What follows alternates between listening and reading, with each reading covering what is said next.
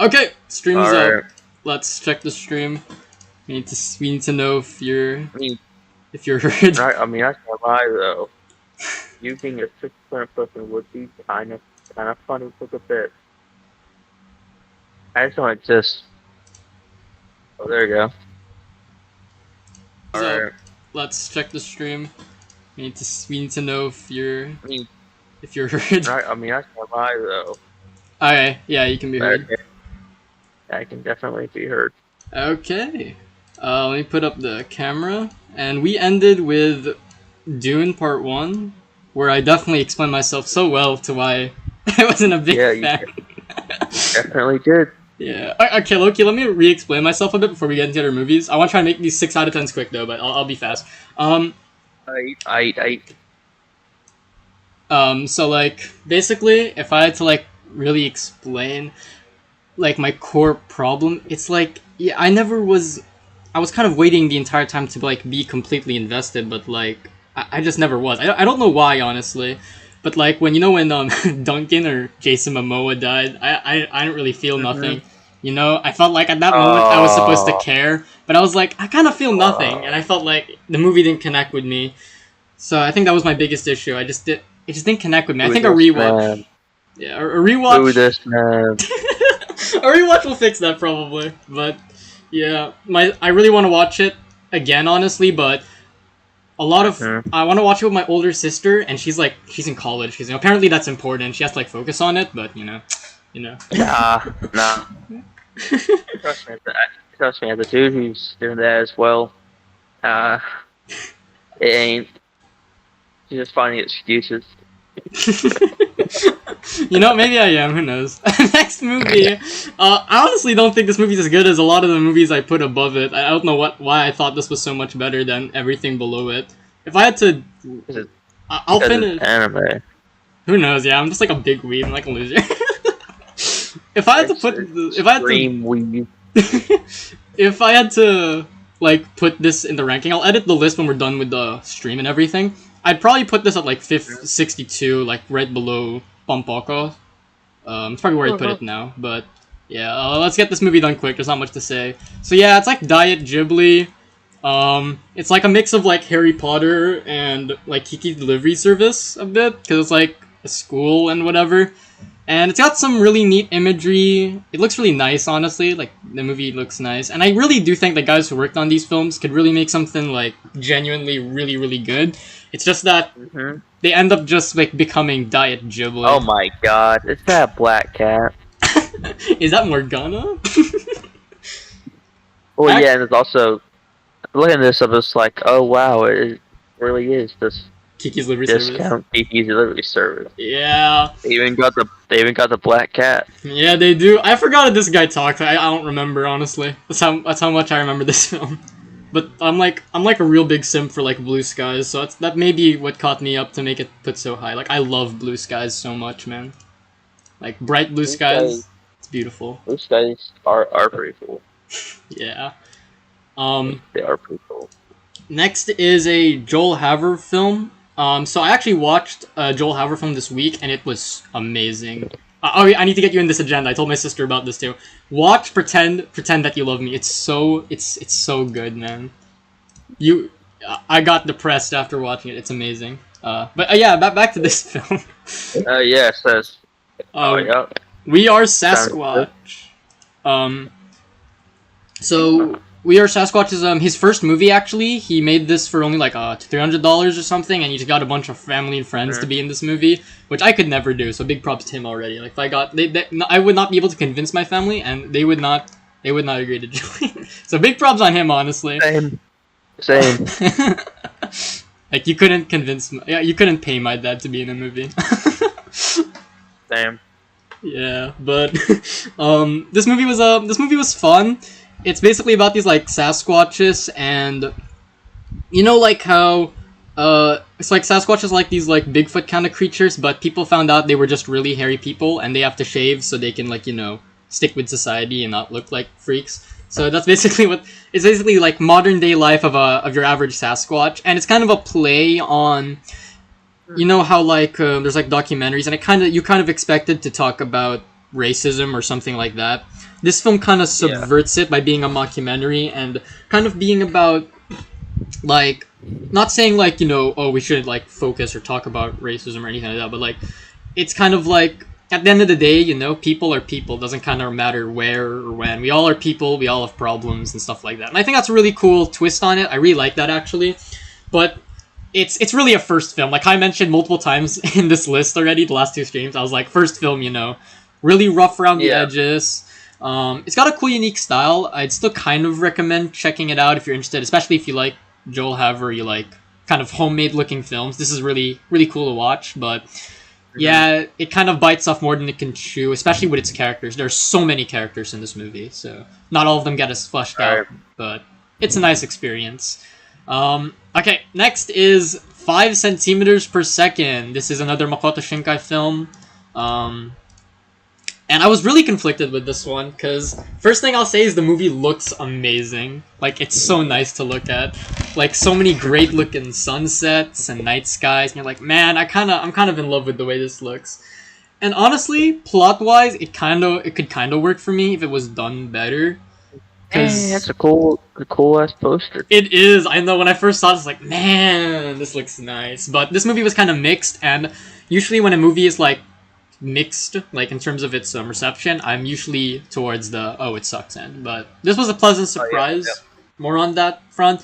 So basically, it's like an anthology, kind of. It's about this teenage guy and this girl, and they're like in love and everything, right? But they basically get split apart. Yeah, of course, it's Shinkai, it's romance, it's anime. So. They get split up. So the first part is kind of just them trying to meet together, basically, before they kind of have to stay apart for a while. And it's really nice. I actually really liked it. It's a bit like over dramatic and sappy. He's like, I feel the weight. The guy's like, I feel the weight of the world on me and stuff like that. It's kind of dramatic.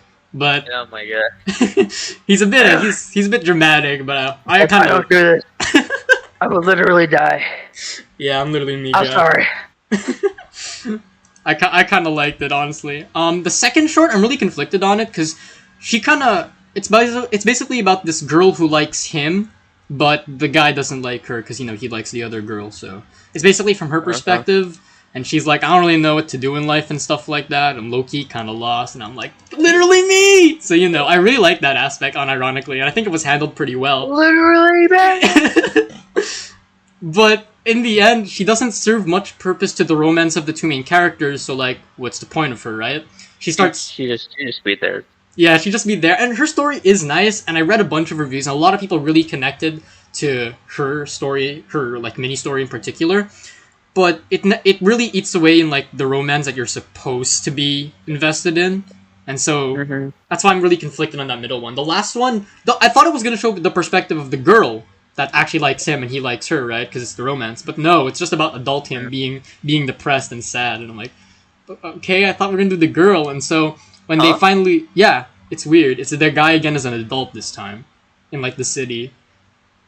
That's rough, dude. Yeah, I thought it was gonna be about the girl or her perspective, but no. It kind of does for like the first 3 minutes, and then it just shifts to the guy, and he's like, I'm depressed, and then he sees the girl, and he's happy, and that's the end. Like, it's so short, and nothing gets like... That last short was like the worst one. Because like, nothing gets spread out properly, and... Imagine if the girl he saw isn't even the same one. He just thinks it is. Yeah, it'd be funny, but... Oh my god! He's like, who are you? No. But yeah, conflicted. High 6 out of 10. It might be a 7 on a rewatch. I might put this higher than the other 6 out of 10s, but because I watched all the 6 out of 10s above it are all watched with my siblings, so that's probably why the ratings are inflated. Yeah. So next is Murder on the Orient Express. Now, I would put this movie lower, but I had so much fun watching this with my siblings. Like, it was actually a blast, I can't lie. It's the first movie to that trilogy I told you about, with Death on the Nile, and... What was the other one? You know what, who cares? Haunting in Venice, there you go. Haunting in Venice. Yeah. Haunting in Venice. I was gonna say Murder in Venice. Murder in Venice, yes. Oh, that sounds like... Yeah, this movie is like... It's fun, it's got a nice mystery, and you don't expect it, but it's also not the most, like... groundbreaking. It's kind of self-indulgent. Like, it feels like it's the greatest mystery movie ever made. Like, you really get to feel like, oh, this was so... The movie thinks it's like so amazing, but it's really not. And Willem Dafoe's in it. Movies thinking they're like the best thing ever made is just It's kind kind of of annoying. Yeah, you're like, kind of eh. annoying for me.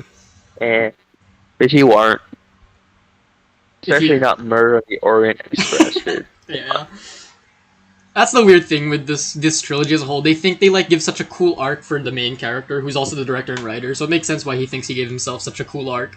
But it's not. It's really not. So. Yeah, it's not. You need to lock in. You need to lock in and just like uh, stop. yeah. Well, let's get these 6 out of 10s. These are quick. Ace Attorney movie. Now it shouldn't be as high as it is, but the reason it is because it's like such a blast. Now, have you ever played the games Ace Attorney? I don't think so, right? I have not. No. Then play it because I'm such. They're really fun visual novels. They're really great mystery. So just if you never played the games, don't watch this movie. Like this movie isn't for you. All right. But if you do like the Alright. games, even to like a bit of an extent, this movie should be like somewhat entertaining. Objection. Objection! I freaking my brain is destroyed with the word objection. Like I think of Ace Attorney all the time. But this is like it did its best. But a movie, the way Ace Attorney is kind of like formed, it's kind of like how Persona is, right? It's hard to make into a movie or a movie series, you know, Yeah. because of the way it's structured and Yeah. the way it develops its characters. It's really hard, and so this movie struggles with that. It focuses on like the big case because like the game has like 4 main cases. This is the first game. It's the adaptation of the first game, and it skips 2 cases and goes straight to the first. Only a bit of the first, but mostly the last because the last case has so much plot. But this movie isn't really able to capture the full weight of everything because it's so rushed, even with its 2-hour runtime. And yeah, but I will say this. Yikes. Everyone in this movie, the director, the cinematographer, the editor, and all the actors are giving 100% energy, and it kind of saves the whole thing. Like, everyone is bringing their all and having the most fun, and you're just like, you just kind of feel the vibes. So, Yeah. the editing's, Listen, yeah, if actors are having fun, you will we'll have probably fun have fun, through the right? screen. That's why Yeah, you want the actors to have a good time, yeah. because you will have a good time. Mm. Um, but yeah, it's really fun, and even though the editing is awful, like it's so confusing and it's so bad, but it's really funny, so I'm kind of fine with it. And the color grading looks Yeah. like a Zack Snyder film, which I thought was weird. Yeah, I'm looking at this poster and it's like, man, it looks really It's really great. dark. It's really gray, and the weird thing is the game is like super colorful, and even the costumes they wear, even in this movie, are like really colorful. So it really creates this bad contrast, and it looks really ugly at times. But it's so much fun. I kind of like look over it a bit, but yeah, it probably doesn't deserve to be this high. But it's probably it's whatever. It's fun. The next 2 movies I'm gonna quickly go over them. But, It's yeah. the Sherlock Holmes action movies by Guy Ritchie. Have you ever wanted to see Yosuke and Yu Narukami as ultra gay more than you in the games? Then you got this right here. Because Sherlock and Watson are like mega gay, and the movie's trying not to admit it, but it's so obvious. It's like the gayest thing ever. Like, Discombobulate. yeah, it's so gay. Like, there's this in the second film, they like dance, and it's supposed to be kind of like a joke, and you're like, yeah, it's a joke, sure, because they're trying to get info, and they're dancing in This a man's ball. gay. Yeah, and then Sherlock was like, "Who taught you how to dance like that, Watson?" And Watson's like, "You." And it's like, bro, this is so gay. It's so gay. And Sherlock doesn't want. Yeah, and Sherlock doesn't want to get Watson to get married. He's like, "No, don't get married. Please stay. Let's have adventures." Like, okay, bro, you're gay. Shut up. Gay. It's really fun movies though. Like the It's action. Yeah. It's not really a mystery. It's really more of an action. Like it's Guy Ritchie's excuse to make like a homosexual action film, and it works. It's so fun. So I recommend it just because there's so much fun. But yeah. Discombobulate. Probably not these movies, but I just can't stop thinking. Discombobulate. Next is another Wes Anderson film. This is Moonrise Kingdom. I watched this right after the Royal Tenenbaums because I was in such a freaking Wes Anderson haze that month. Yeah. This movie, when I first watched it, I thought it was pretty good actually. But the more I thought about it, the more I kind of forgot and just kind of didn't really enjoy it as much. I don't know. The more I thought about it, I'm like, I didn't actually really like it, did I? So that's why it's like a 6 out of 10 right now. It's like a high 6 because I found the characters enjoyable enough. The movie looks good, obviously. It's Wes Anderson. It was pretty funny and stuff like that. Like, it's your Wes Anderson, but at this point, to me, it's kind of like I really did like more of his Rushmore and Royal Tenenbaums and Darjeeling Limited kind of stuff. I don't know. They felt Yeah. where the actors could kind of more become more free, if that makes sense. Mhm. Yeah. And everything felt a little more cookie cutter to me this time. Like I don't know, like the Broken Family, like your classic Wes Anderson stuff. And that's fine for me. Yeah. But I don't know. It feels kind of like through the motions this time. I don't know. The acting was still Yeah. great Yeah. though. Sure. Yeah, Mhm. the child actors were really good. Like Wes is just super good at this. Like he can just find really good child actors. So I'll give a movie plus that. And Bruce Willis was not expected, but it was kind of funny that he was in this movie. He doesn't say anything Let's funny. go. He doesn't say anything funny really, but I just find it funny he's in there. But still check it out though if you want to like Hey watch Wes kids, Anderson's I'm stuff. Bruce Willis. I'm in this movie. Yeah, he plays like a cop. Next is an anime movie. Woo, anime. We're almost done with the 6 out of 10s. Oh wait, we're already done. This is the 7 out of 10s. We did it. We got it. So Flavors of Let's Youth. Flavors of Youth is a really mixed bag. It would honestly be higher in the list, but it's an anthology, so it has to be lower. Now this poster, looking at it, it's actually kind of cool because it has all 3 of the main characters. If you see it, Oh, I mean, the zoom in. yeah, I've zoomed it in. Okay. The two I sisters forgot. there in the There's left. stream delay. There's Yeah. stream delay. I was so confused. Oh, stream delay, rip.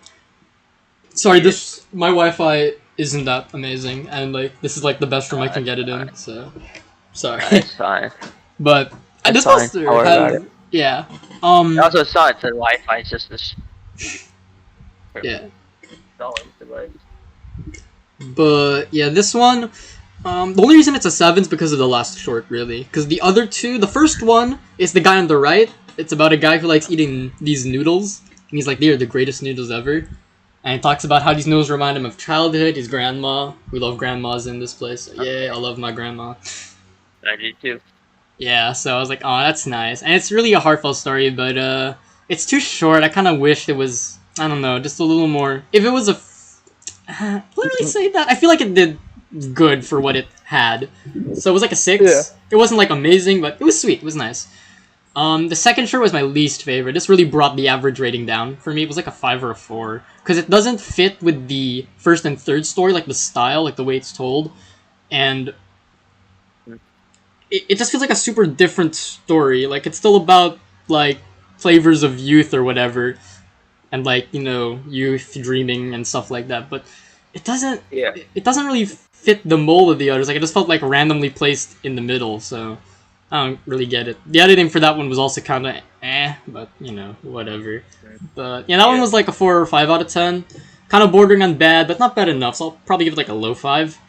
And then this guy, the main one, the guy in the middle, the last story was good. It was like a 7, like a solid 7 for me. It's a story about these 3 childhood friends, and this one likes the other, and it's like, oh, they like each other.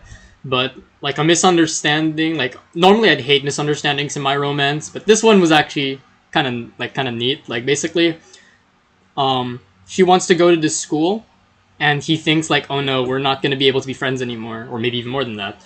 And so his goal is to not just prove everyone else wrong, but also to join the school just so he can be with her. And it's like, okay, yeah. Uh-huh. But then, suddenly, all of a sudden, she kind of just doesn't make it to the school. Like, it's kind of implied at first that she didn't go. Or like, she didn't go, if I remember. And he was like, oh, well, I'm going to the school now and everything. And it was like, okay. But after many years, basically they used to talk to each other through cassette tapes at night. Like they give each other a cassette tape to talk about things, and they record each other. It's kind of nice. When he was an adult, and he put it in, and he realized she said that she actually failed at the school, I think, and she was like, I don't really care though because I want to be with you. I don't want us to be apart. And it was like, oh, so he kind of, that's rough, and they're like, oh, that's really sad and stuff. And I thought that was really nice, and I thought it would end with him just like, oh well, I kind of missed that chance, but life goes on. But they reconnect, and it's kind of a cheesy ending. I'm like, it kind of ruins it for me because I hate happy endings. I don't like people to be happy. Like, why are happy couples? People are happy. People are happy. That automatically makes me unhappy. Amen. And therefore, we Amen. cannot have those happy people. Stop them. Amen, amen. That's what my pastor told me last week. Cast off. Everyone must be sad. True. But I feel like the sad ending, unironically, would have been more impactful, but it's fine. And then there's like a post-credits freaking Marvel Cinematic Universe scene where all the groups of the people are in the airport and they're like, life is a bunch of different stories, and they all go to the airplane or whatever. And it's like, cool. I hope I hope it crashes Final Destination style or something. Okay, yeah. I hope Final Destination does that. Yeah. To these people. But yeah, isn't life, man? Isn't life so fun? So fun and all this other stuff. Alright, let's go on this lane. Yeah. Ah, shit. But yeah, 7 out of 10. Would have been higher, but you know the other two weren't. Wonka. I was actually surprised. This one's a lot of fun. Have you watched this one or not? I haven't. Whoa! Hold on there a second, Bucko. Bucko. Why is La La Land 32? I'll explain myself later. We get there later. I have a problem. That's no, you're one of the La La Land heads. Okay, I'll explain myself later. That's a problem. We'll get there, man. We'll get there. I promise you. That's disgusting. Whatever. We'll get there. Okay. All right. Let's watch. Let's watch. Paul Atreides and Wonka. Yeah. You watched this, right? So you want to explain the plot? I have not watched this. Oh, okay. Sorry, I thought you said you watched it. No. If I did, I would. But okay, let me explain it then. Basically, it's about young Willy Wonka. I really thought this movie was gonna be bad, but I was hearing people say this was the marketing did this movie so dirty. Like it made the movie look so much more unfunny and so much uglier than it actually was. This movie's got a nice heart, you know. It's really charming, honestly. Like even if it's kind of cheesy and a bit generic at times, like it has so much heart. So it's kind of like you kind of like you can't really like I'm not completely evil yet, so. Yeah. I'm not completely devoid of a soul. I can appreciate that. The music wasn't all that based, but I'll get there soon. Give me a few years. Yeah. Give me a few years. You got it, man. But one day you will be like me. Heck yeah. Without a soul. Without us. But yeah, it's a fun movie. Based, honestly. Get inside. This is me when I like finish like a really sad movie, honestly. So maybe I'm getting there. I just need to watch more depressing movies. More depressingly bad or just depressing movies. I thought Black too. I almost said something there that was gonna be bad. Never mind, then just don't say. Yeah, I don't think something gonna be a spoiler. Don't say it. Don't say it. Can't be doing that. Yeah, I can't be doing that. Think differently. Whenever someone mentions depression, I'm just like, let me say this. but no. Yeah, no. But yeah, well, let's quickly overgo one because I don't have much to say. It's got some fun musical scenes and everything, even though it's not like memorable. It's fun. It's got some pretty good comedy. Mr. Bean was in this movie, and he was amazing. Mr. Beast. No, ew, Rowan Atkinson, Mr. Bean. Oh my gosh, Mr. Beast. I'm gonna block you. Mr. Bean! No, Mr. Bean, though. I do love Mr. Bean. Yeah, he was great in this movie. He was like, like the Catholic Church during the early times, I mean, maybe even now. Shush, we don't say that, though. Are like kind of hypocrites and everything, you know? Where they're like, we all need to do this, but like they do the opposite because they're like, yeah, they suck. But this movie has like a kind of a parody of them because basically the Catholic Church, and specifically like, the head priest, which was Rowan Atkinson, he was like, we cannot eat... Yeah, he's like the Pope. He's like, we cannot eat chocolate, but he loves eating chocolate secretly. He's like, don't eat chocolate, but he loves eating it. It's so funny. So I love that kind of play on the Catholic Church. I found it really funny. So we cannot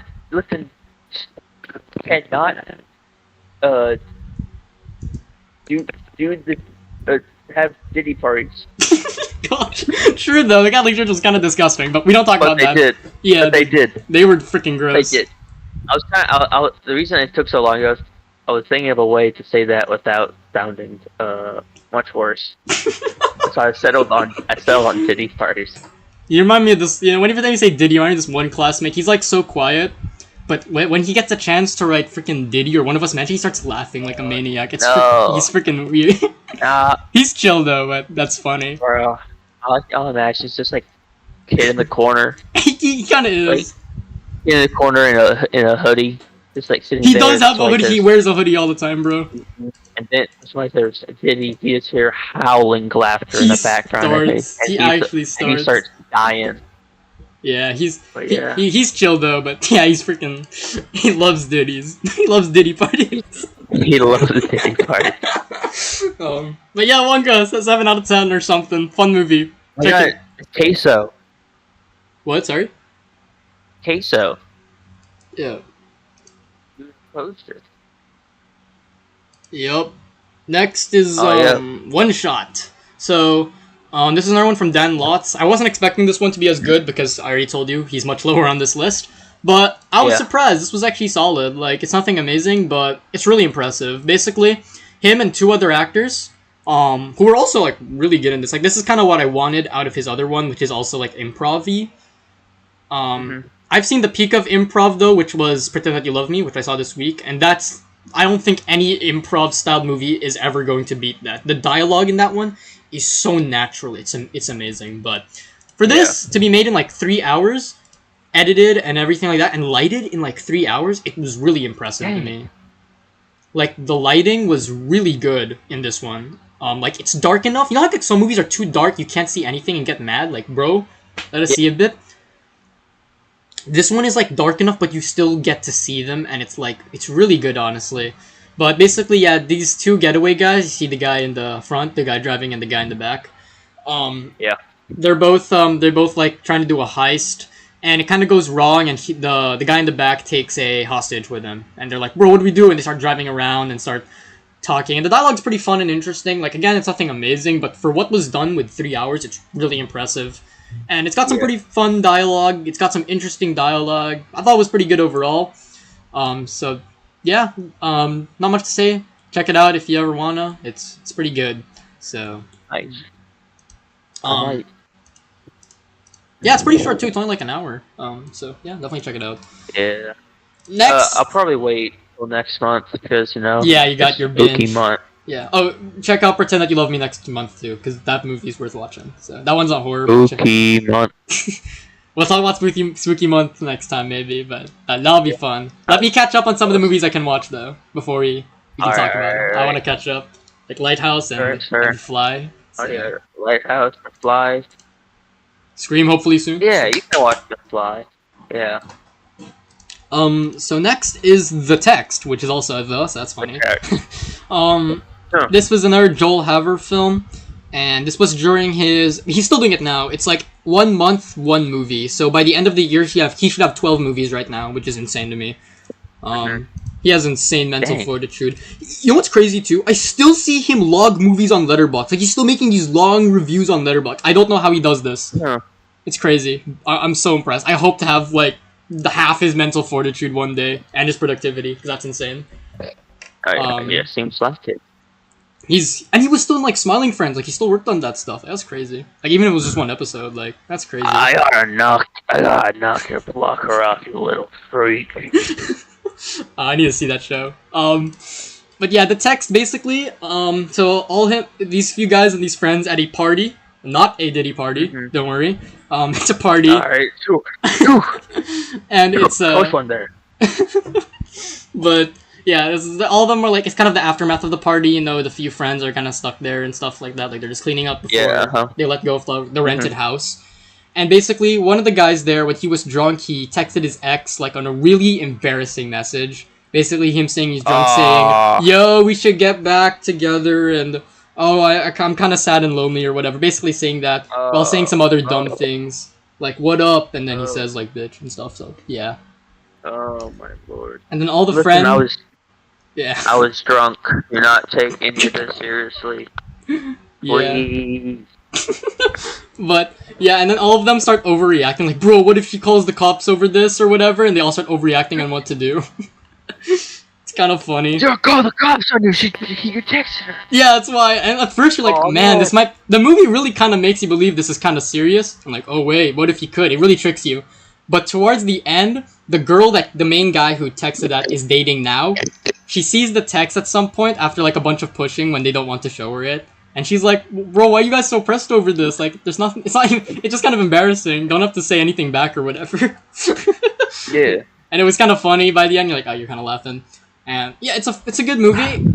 really good dialogue again for like an improv kind of thing, and it's not exactly a one shot, but it's kind of like a one shot camera movement, and it was pretty good. So That's again, cool. this was made in like a time crunch too. They only had like a few weeks, and they only like I think 2 days of filming actually, like 4 days total of filming, like 2 weekends I Oh, think. So that was really impressive. But yeah, pretty good movie. It's pretty good watch, only like 40 minutes, so it's pretty easy too. So yeah, good movie. all right. Yeah, good move. Yep, 7 out of 10, low, but yeah. Next is Top Gun Maverick. You've seen this one? Explain away. I have seen this one. All right. Is Maverick retired? Hmm. I don't think he is. Oh, wait, is he? I don't know. He's not. Maverick's just hanging out. Maverick's just hanging out, thinking of the good old days. Good old days, my pals, my gay Good men. old the gay men, you know. And for some reason, they have a mission that they have a new pilots for, and they want Maverick to Coach them, basically. teach them. Yeah, teach them. To coach them. Yeah. And Maverick, I think Maverick's like over here, like, should I? He goes to Iceman, I believe his name, or I think it's Iceman. They both banged And, after he the first said- movie, by the way. Yeah, they definitely did. And no, but they asked him, and he's like, "You should do it." And Maverick's like, "Oh, okay, I will do it." Starts teaching them. They start having a good time. They know each other, like people do. Many beach scenes. Yeah. You love some beach scenes here. Yeah, a lot of beach scenes for educational purposes. So, educational purposes. Sadly, this movie's more focused on the men on the beach scene instead of the one woman. So not personally, not my thing. And then this one dude figures out that Maverick was his dad's best friend. Yeah, that's it. The best friend that died in the first movie. Yep. So he gets all mad. That's like the main conflict. breakup the main conflict that happened in this movie. That happens in a lot of movies. The friends know each other. Something happens and they break up, and then blah blah blah blah. Stuff happens, and then they go on the mission. Mission successful, but I believe Goose gets shot down. Yeah. And Maverick's like, "Oh, where is he?" And then Maverick also gets shot down. Yep, that's what happens, I think. Yep.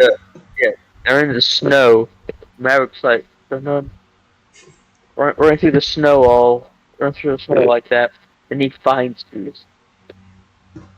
And then they escape. Call of Duty style. It was so epic. They escape Call of Duty style against the unnamed enemy, because we're not getting political here. And then they fight off, and movie ends. Yep. Even though it's snow. So and what country has snow? China. What country has a lot of snow? It's like mainly snow. Russia. Canada. Russia has snow. Oh my god. Yeah, snow. Attack Canada! Yeah, it's Russia. Bomb TK's house! Bomb TK's house? We need to send that clip to TK. You better be watching, man. You know, I was so annoyed at him the other day. He only messages me once a month, and it's always the same thing. You're gay. And he did it again, like, yesterday. I was so mad. Oh yeah, no, he stopped doing that to me. He just doesn't message me. He just calls me a bitch. Gosh. Randomly. Just every once a month, too? Yeah, not even that. He stopped doing it, bro. He stopped doing it. I'm just like, yeah, got bored. Or let's see. Yeah. He hasn't gotten more than me yet. No, so he said, shit your mouth. Oh gosh. Hey TK, if you're watching this, just know you and your little podcast are just a bunch of frauds. Like we're better. We clear. They are. Yeah. See, we got Star fraud. We got two people watching. Heck yeah. Oh, we got two. That's not me. Oh my gosh, someone else is actually watching. That's crazy. Whoever you are, I bless your soul. I love you. God bless your soul. Fist And bump or listen, whatever. all I'm gonna say that the first stream has 8 total views. Heck yeah. How much does Star Forge has? I forgot. Like 0. Negative like 16. yeah, negative 16. Sucks to suck. True. Oh, I forgot to put this stream Sorry, on the statement server, but I don't even care anymore. The most recent bro. traction I got was for Satanic Cow saying, "Oh, Starforge is better." Like, bro, stop dick riding. Actually, Star Forge, that's wild. Star Forge better. he's like, "We're a ripoff." Like, bro, be for real. We're just We're a better version. We're like an upgrade. yeah, we're the upgrade, and 2. How are we a ripoff? There's only 2 of us. Yeah, and Starforge is like 3 of them, right? Yeah, Star Forge is 3.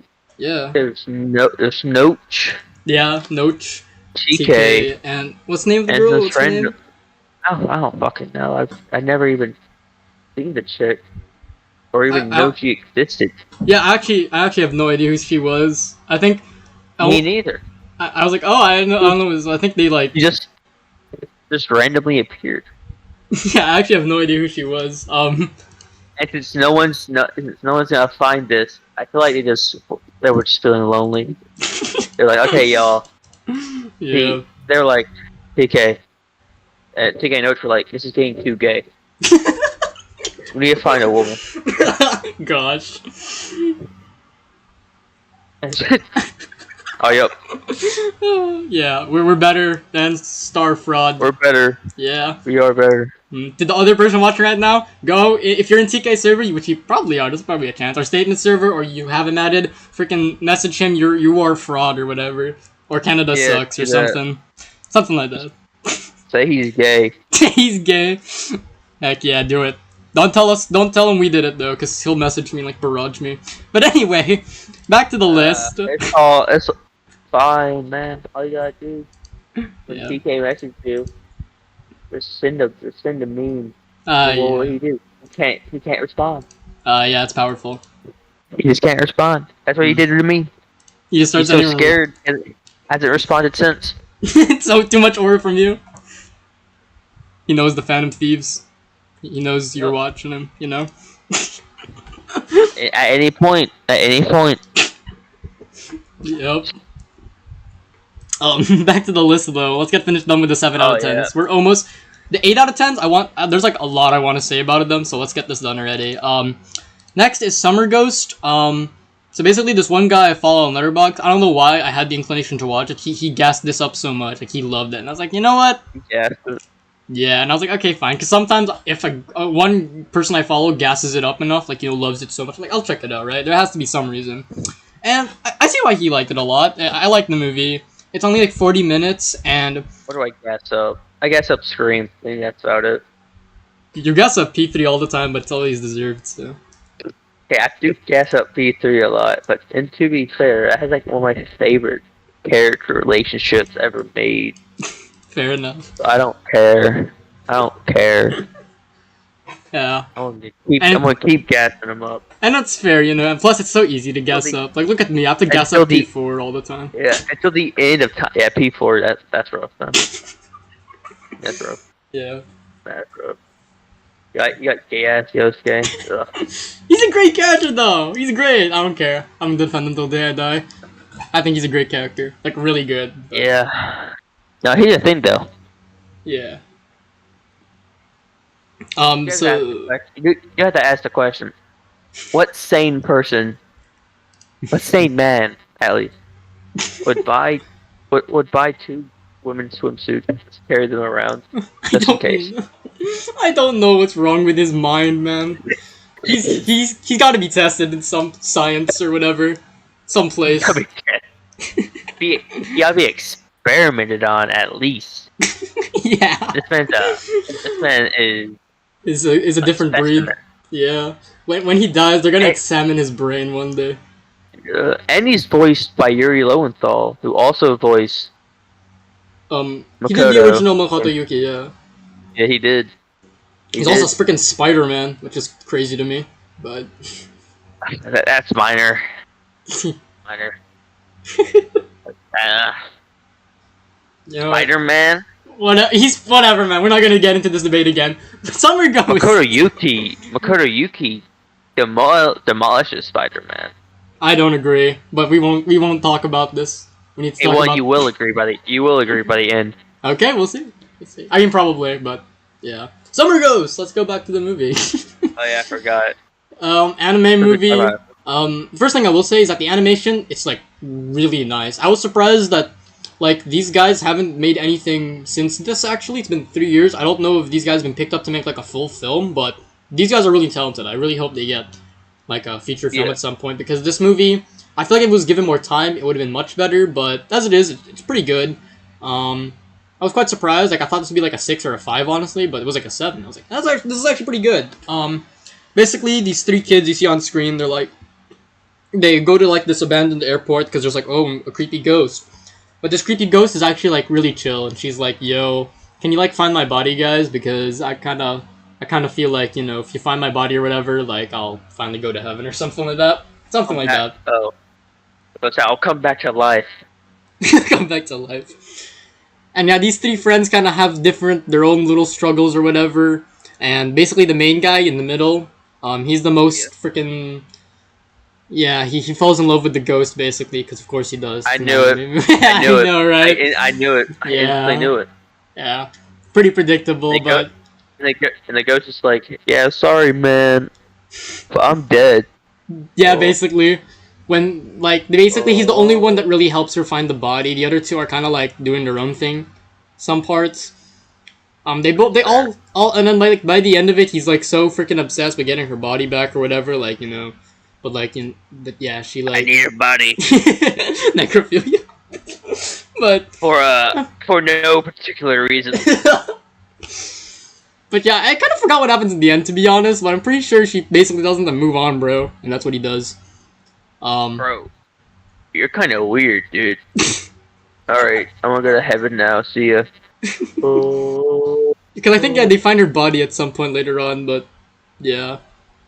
But even with that kind of being weird or whatever, and being a bit predictable and kind of really, another anime Yeah. movie, I still think it's pretty good. Got some nice little messages about living life, baby. So I think that's cool. So yeah, 7 out of 10. You love living life. Heck yeah, I do. Why do you think I waste it all the time? Yeah, true. Yeah. But yeah. I think I'm in here. Yeah. Next is Jurassic Park. So, Now, wow, this low. yeah, it's. Wait, what'd you rate this? 7. 7? Yeah. A 7. Yeah. Oh no. Yikes. Okay, you watched this film, of course, right? Yeah. Okay, you want to explain the plot? Go ahead. Okay, so it starts. Full poster. Anyway, it It's starts freaking raw. with them feeding the Velociraptor, of course. But the Velociraptor, too smart, but gets one of the handlers, the handlers, and they're shocking it. You don't want to take the handler out of there, but he's being pulled in, and so the guy keeps saying shoot her instead of like trying to not do non-lethal stuff. But they don't do it. Guy gets dragged in. Cuts to Mr. I don't know, Mr. Grant. I forgot his first name. Yeah. Archaeologist. Be doing some bones on a Velociraptor, believe it or not. This fat kid, this real tub of lard is over here, saying, "Man, I could take that thing. It's just a chicken." He. The guy's like, "Oh yeah, let me traumatize this kid." Like, I mean, if it was real, it would slice you up like this, and bite your head. Then it would be over. And then a helicopter comes in with forgot Alan Hammond. That's Hammond, the guy who created Jurassic Park, and he's like, "Hey, listen, you're an archaeologist. You know a lot about dinosaurs. I mean, paleontologist. You know a lot about dinosaurs. I would like you to come and show you this island I'm working on. it might be pretty cool. And then, so they're like, all right, fine. I believe they're getting paid to do it.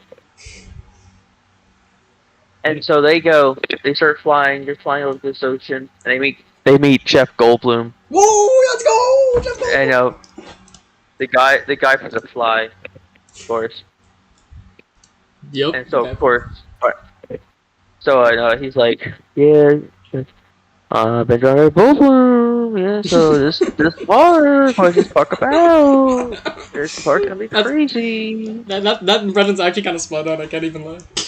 This park gonna be kind of crazy. Don't you like it?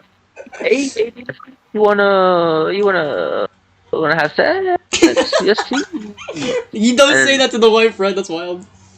and anyway, no, they keep on flying. They go to this visitor area. First, they just like explain stuff. They start to explain. They keep driving, and then they drive, and then they boom, they see dinosaurs. Of course, Whoa! they've never seen dinosaurs alive before. They're always like, "Whoa!"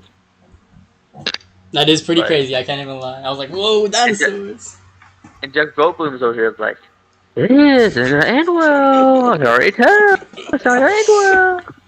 Oh, And then after that, they go to the Velociraptor pit, and then two children show up. I think they're Hammond's grandkids, yeah, of Santa course. Clauses. Yeah. And then he's like, "Well, what? Why don't you just go on the tour with him?" And they're all just like, "Yeah, sure." They keep driving, and oh yeah, the wife finds a Triceratops that was sick, and Jeff Goldblum sees that pile of shit and says, "That's a kind of a pile of shit." So the wife stays there to see what's wrong with the Triceratops, and then so they're driving, and everything. Oh yeah, there's this fat guy who's stealing all the stuff for the dinosaurs to get paid, Yeah, I basically. remember that guy. And he's a security dude, and his desk is an absolute mess. Like, oh my god, please throw something away. Anyway, so he initiates a power outage for like 5 minutes so he can steal the dinosaur DNA to sell it.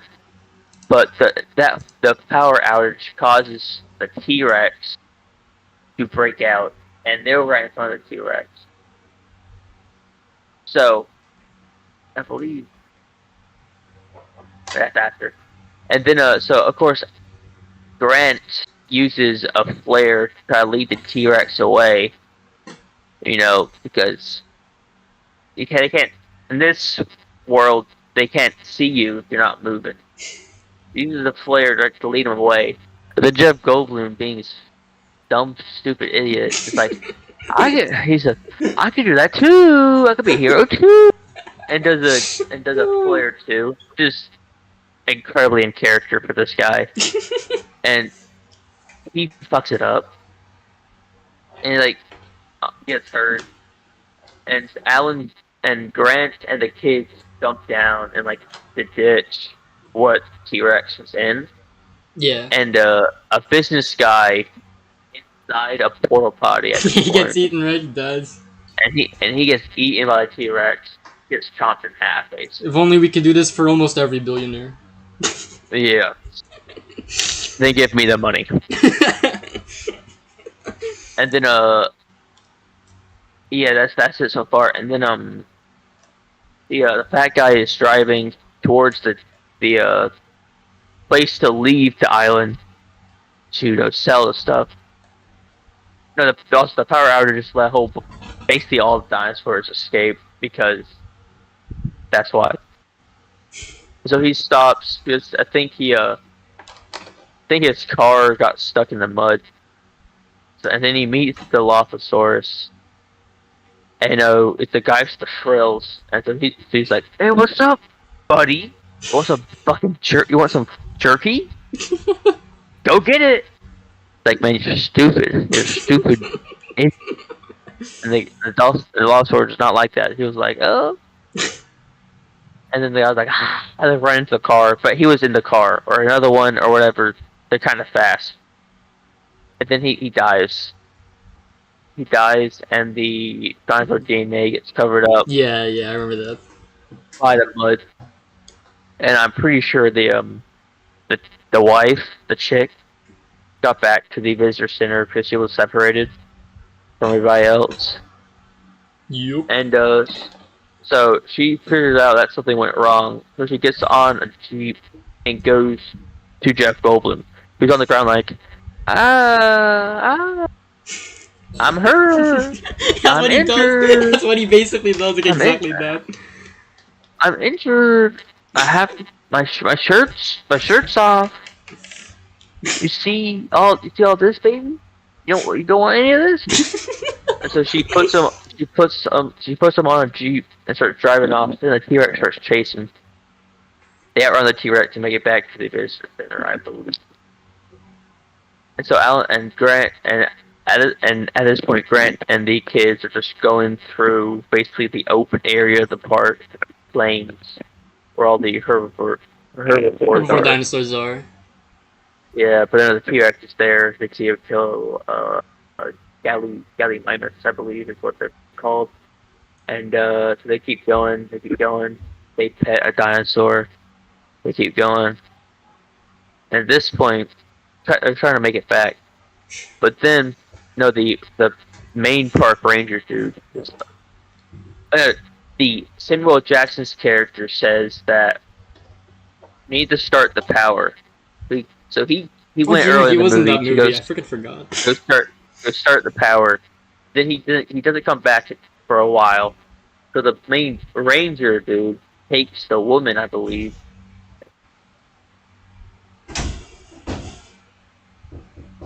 Oh no. Bro, okay, I bro, think. someone just fell in my house. I was like, oh my god. Oh no, I think Start opening. she's at my front door, dude. She's here to take the headphones. Oh man. I'm gonna keep it That's locked rough. though. She can't do anything. That's It's still rough. locked. Keep going, keep going. And then no, after that, the velociraptors kill the park ranger guy, saying like clever girl, all that stuff. And they don't start the power. And so they're at this place, and at this point, I think Hammond got in a helicopter real fast. It was like, yeah, nah, man, we're gonna save him, but I want to already be safe at this point. And I was like, this man is the smartest character in anything ever. Yo. Anyway, so Grant and the kids, they're in the thing, and at some point they get separated. Because then the Velociraptors are in the kitchen searching for the kids, and they're in the kitchen. It's a really cool sequence where you realize that they can't open doors. And they do all this stuff. They're going around. And eventually, Grant found the T-Rex and led him into the visitor center to kill the Velociraptors for him. They roar the iconic shot of the poster falling down. The dinosaurs rule the earth. They all escape. Hammond escapes. Grant escapes. 2 children escape. The wife escapes. And, of course, Jeff Goldblum escapes. Everybody else is dead. Yep. And that's the end of the movie. Yay! And the part not happened. Because, for obvious reasons. Me really like this movie, and I think it is great. What do you rate it?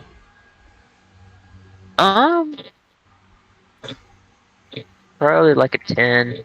10. Wow. Okay. Yeah, I really like this. Yeah, I feel like if I watched this when I was like much younger. I skipped philosophy parts of this movie. By the way, Yeah. I know. It's all right though. Good enough. Good enough. But yeah, I thought. I haven't watched that. I haven't watched that movie in years, so I think I did a pretty good job recapping it. Yeah, that was pretty good. Surprised you remember more than me actually at some points, but yeah, this movie was pretty good. I think like if I watched this when I was like, you showed us me at like 6 years old, my mind would have been blown, genuinely. I'd be like, what? So I feel like I did first watch this when I was like 6 years old, so I was like into it.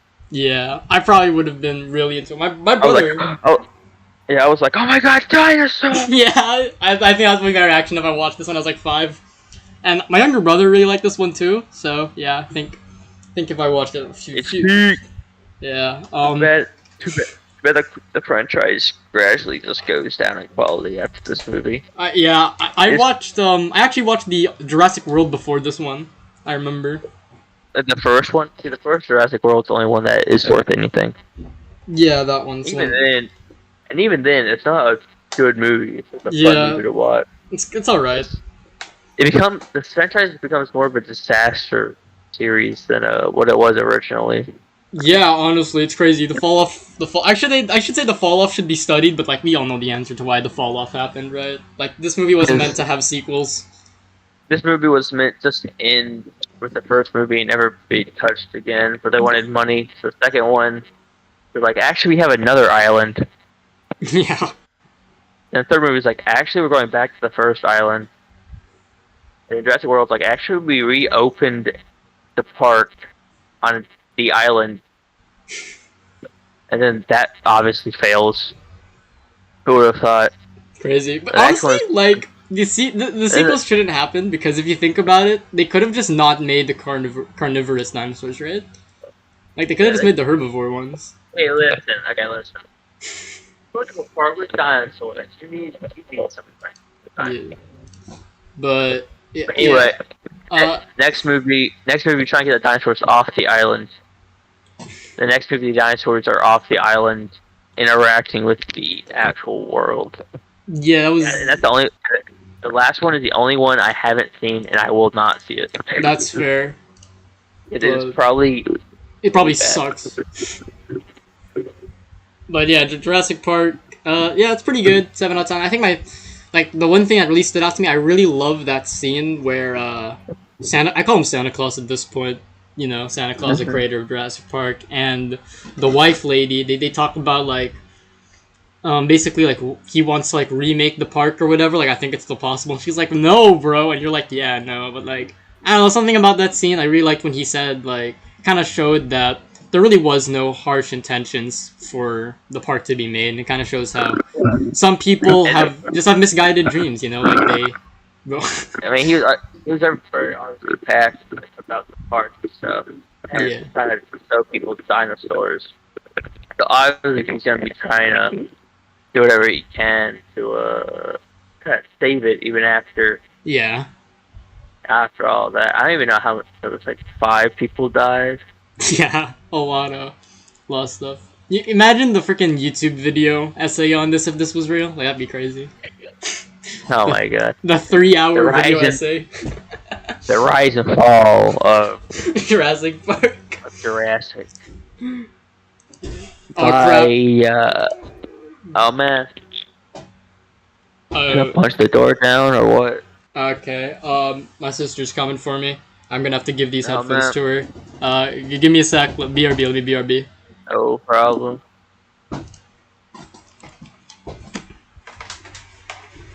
Bro, it's dying. Bro's gonna get murdered. I already know it. Oh wait, I don't have to get these yet. He ain't coming back. Oh, you know what? Never mind. I don't have to get these yet. Go. No. Older sibling energy right here. What did you say? Older sibling energy right here. Who, me or you? You. He's the older sibling. He's the oldest like you. You know, he gets to abuse his power like you. So are you. What? No. You can't. You're not allowed. Okay, give me the headset. Ah!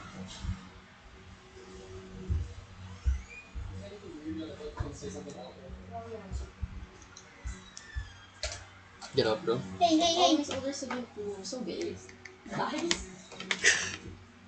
Okay, I'm back. Now my younger brother's in the room, but he'll sit in the side nicely. He won't disturb us. She also called you. She also. Oh yeah, these headphones are like so much more quiet. Okay, these are the. Did she beat you up? No, but she I did have to give up the headphones, and she called you based for saying that you get to abuse your power for being the oldest sibling. What? One. I'm sorry, but that's the perk of being it. Okay. Yeah. Because you don't decide to use it doesn't make me a bitch. and two, it's kind of like a skill issue to me. Skill issue. Yeah. Yeah, I'm using my younger brother's headphones. He doesn't mind. See, I get to older brother him, so that's good. Next movie. See, I told you. Hey, It's the old, Yeah. shut pull an up, bro. older Straighten your sibling. back. No. What? Sorry. I said just pull an older sibling, dude. Yeah. Give me. He's all good though. He's not using it to play Roblox today. He's drawing, so that's good. Next is Suzume. Roblox. Let's go. Another anime movie, baby. Oh yeah. So this one's also Makoto Shinkai. I watched this on the plane going back from Japan, so that was pretty cool. Mhm. Watch it with my siblings again. Basically, this girl, she meets this random dude, and he's like beaten up or something. Like cause she like there's like abandoned place in near her town or something, and Uh-huh. she like went there, and there's like this door you see on the poster right now, and like she kind of unlocks something or whatever. And then there's this random guy who's all like, "Yo, what are you doing here?" And like basically brings her out, and she's like, "Okay." And she I think they like does he like go to her house or something because like he's weak or something like that? I forgot. But basically she I'm goes weak. Too weak. yeah, he like goes there and stuff, and so then there's this like magical cat, which I'll explain a bit later. It's mechanics, but basically this magical cat comes and it turns the guy into the chair she's holding in the poster, which is really funny. Okay. Oh man. Oh no. That poor man. Yeah. I'm so sorry. The You're worst a part chair? about that chair is that it's supposed to be a 4-seater, but there's only 3 legs on it. Like it's supposed to be like 4 Oh, legs. come on. It's 3 legs. I was like, oh. And it's like it's not even a cool chair. It's like a baby chair, you know. Can the chair talk? Yeah, he can talk. He can talk. Okay.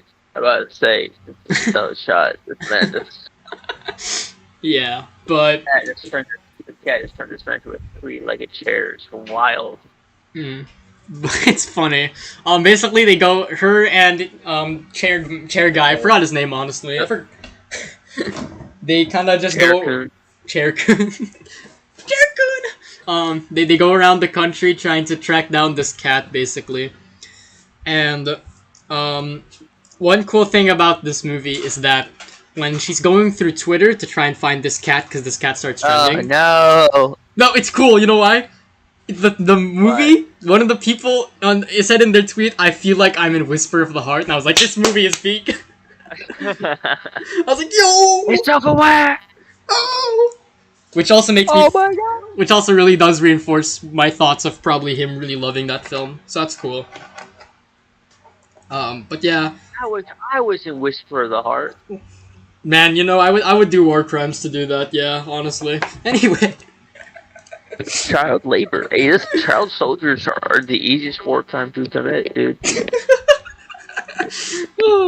yeah. Like, it's pretty simple. You don't even have to go to war. You just call in the child to make a war crime. Done. You know what? Yeah, it's pretty easy. So somebody tells you something, like, do a war crime. Do that, and they'll be like, no. Yeah. But yeah. We'll win. What else happens in this movie? Oh yeah, basically we get to He learn falls more. in love with the chair. Yeah, He falls in she love does, with the she chair. does, she does. She's like, "What if I kiss you and we'll all be bad?" And he's like, "Bro, no." Oh, kiss me right now. At the chair. I don't care. She does later on, by the way, in the movie when he's like sleeping. She like kisses him as a chair. It's weird. Okay. Huh? Yeah, he fell asleep because the chair needs to fall No. asleep. You said no earlier, but now that you're asleep, you cannot say no. Yeah, I think that's what happens. I can't remember Well? properly, but I'm pretty sure it happens. Uh-oh. What? No, just saying, that's not a good thing to do, I don't think. Yeah. But yeah, we get to learn more about Suzume's past, and basically, That's the name of the movie! I know that's crazy. Basically, she like, her mom died, and Oh, sucks to suck. yeah, it's like this. my younger brother freaking said L loser. Yeah, I'll get over it, dude. But yeah, and that chair is like the last memory of like her mom, basically. Because I'm pretty sure this movie is supposed to be like historically, it's supposed to be like kind of like talking or like making like a point of what happened in the 2011 earthquake in Japan or Tokyo specifically, I think it was. So yeah, it's kind of like Okay. because that was like one of the worst Oh, man. earthquakes. It was like one of the worst earthquakes ever in Japanese history, I think. So it's kind of Bro. like When you said when you said 2001, my mind instantly went to the two towers. bro. Listen, listen. Oh my You cannot gosh. say. You say 2001, I instantly think of the two towers. I said 2011, dude. You said 2001 beforehand. You said 2001. Oh, I mean 2011. Sorry. Okay, I did say that. My brain was already locked into 9/11, dude. 9/11. Crazy. 9/11. Make a wish. But yeah, so it's kind of talking about that and like what like how it affected a lot of people there. So that was a really interesting detail which I didn't actually know about until I read a review on it. So that's cool. I really hope, right, when I'm over there for like the entire semester, an earthquake does not happen. I'm praying that when I'm over there, an earthquake does not happen. Yeah. I'm praying. Don't worry, it won't. Don't do it. You just gotta believe it won't. It won't happen. If this happened, that would be very cringe. I will leave a poor review. But The yeah. country as a whole. But Too many yeah. earthquakes. Yeah, this movie was pretty good. But yeah, movie ends with the movie. Oh, yeah, the ends with movie. the- He turns to human again, yeah. Basically. And oh yeah, she meets herself in the past that right? actually. What, sorry? She meets herself in the past. Yeah, she does. Cause that's the first part of the movie I remember now. Like she meets herself in the past when she like just lost her mom or whatever, and saying like, "You gotta live on, buddy. It's okay. It's okay." Basically, stuff like that. Move on. Dang. Yeah. Lock in. But the cat thing, it's kind of confusing, the mechanics of it. I kind of forgot it, to be honest. But basically, the cat is the thing that was, like, keeping the whole... Like, because there's, like, this big storm they also have to stop. My bad, forgot to mention it. And the cat thing was kind of holding it down behind that door. And basically, he transferred it to the guy who's the chair. And the cat transferred it to that little chair. And now that chair guy has to be the one to hold it down. Like, hold down the fort, basically. But he has to be stuck there forever. And I forgot what happened, but I'm pretty sure they both make it out. But I kind of forgot, to be honest. But it ends happily. That's what I remember. So yeah, pretty good. Let's go. Yeah. It's Happy ending. happy ending. It's pretty good. It's definitely Makoto Shinkai's best since Your Name. That's what everyone said, and I pretty much agree. It's definitely his best since Your Name, but everything he's made after Your Name is kind of there. So you know, it's nothing as amazing as Your Name. I feel like that's kind of lightning in a bottle, but give him a few years. He'll give a lot of misses, but when he hits, he'll hit. Just give him a bit. So yeah, Zuma, pretty good. Next is a European independent movie. Oh my god. About a First donkey. one of those. About a donkey. Oh, we did one earlier. The Vincent Van Gogh Go movie. Ah! That was European. That was okay. I'm not gonna lie. That was like a week ago. Oh yeah. So I forgot that. That's all good. Yo.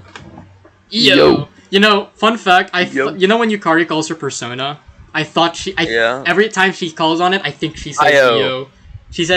I think she says Io, and I'm like, oh my gosh, the donkey. That's Io. Oh, but yeah. So this movie's about a donkey named Io, and it's basically kind of his adventures of life of being brought around and everything. It really reminds you. Have you read the book? Crap, what was the name? You know about that horse, the black horse, Black Beauty, right?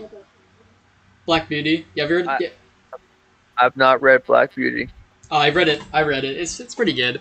Honestly, I used to kind of hate it, to be honest, but it's actually pretty good. Reading books. Reading books, cringe. Anyway. Ew. Disgusting. Although to be fair, it kind of is if you're like reading Twilight or something. Like you deserve to be put in prison. But Imagine reading 50 Shades of Grey. if I see someone reading that, I'd have no hesitation to call the cops on them. Like, Listen. Because at least if you're watching the movie, you get to see it. Hey, at Reading least the right. book, what are What you pleasure do doing? you get? You know, What nothing. pleasure are you getting? Like Because nothing. I know for a fact, those characters, they aren't, and it's not the characters that people go for their movies to go watch, dude. Okay, ain't the character. So what are you doing? What are you doing reading the book? Yeah, honestly. What are you Just doing? watch the movies, and we know what Do, scenes. do people really? Do people honestly read books and get hard? I don't know. Um, And they read books and get hard. If so, please, like, what are you doing? I mean, people in the I'm olden days actually. had to do it. In the older days, they had illustrations, had Yeah. pictures, Yeah. like picture books. Yeah, picture books and stuff. So. They had that in Berserk. Griffith's is like, hey, you wanna borrow this? But back to EO though. Oh yeah, my bad. Back to EO. Back to EO. We keep getting Lock in. sidetracked. I keep saying like let's hurry this up, but we freaking keep getting lost. Anyway, EO. It's a movie about this little donkey named EO. He's a really nice guy. If I ever had to meet him, I'd hug him. But by the end of the movie, he's dead. So yeah. Well.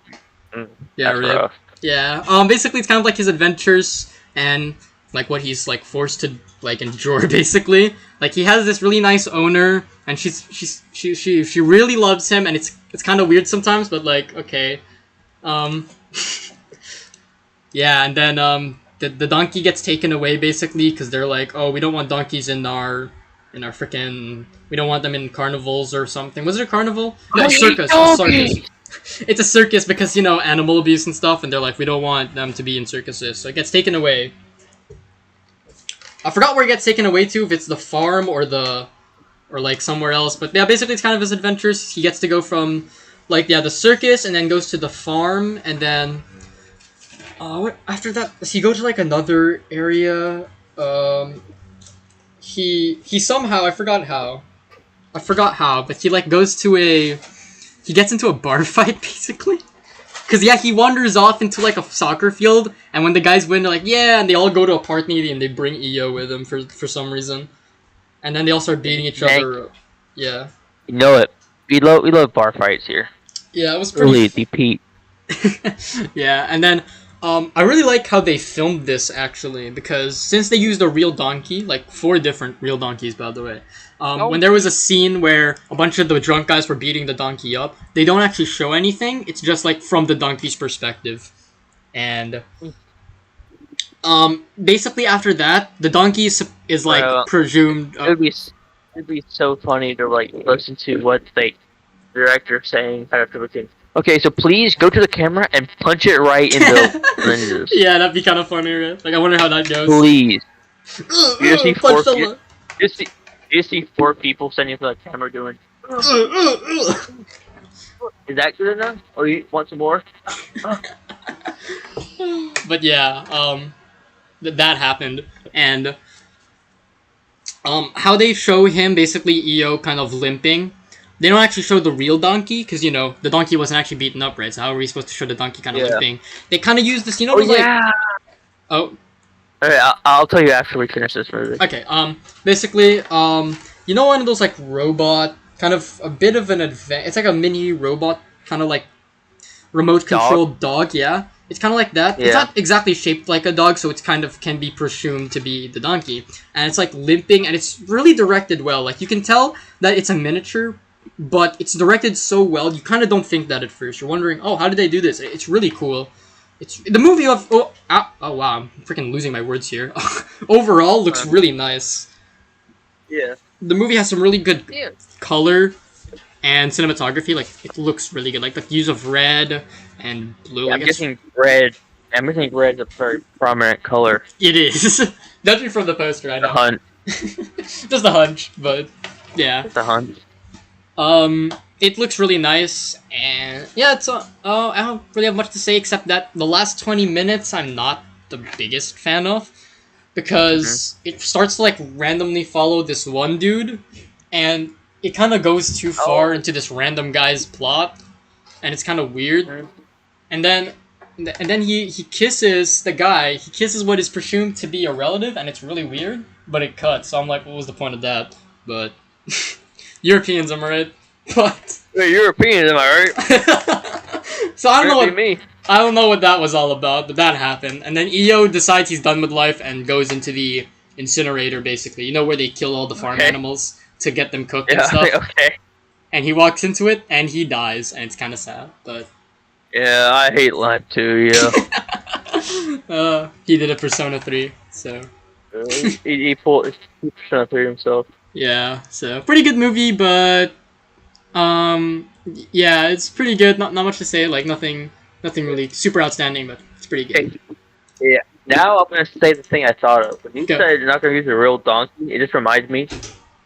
The first Friday the 13th movie, there was a snake, Yeah.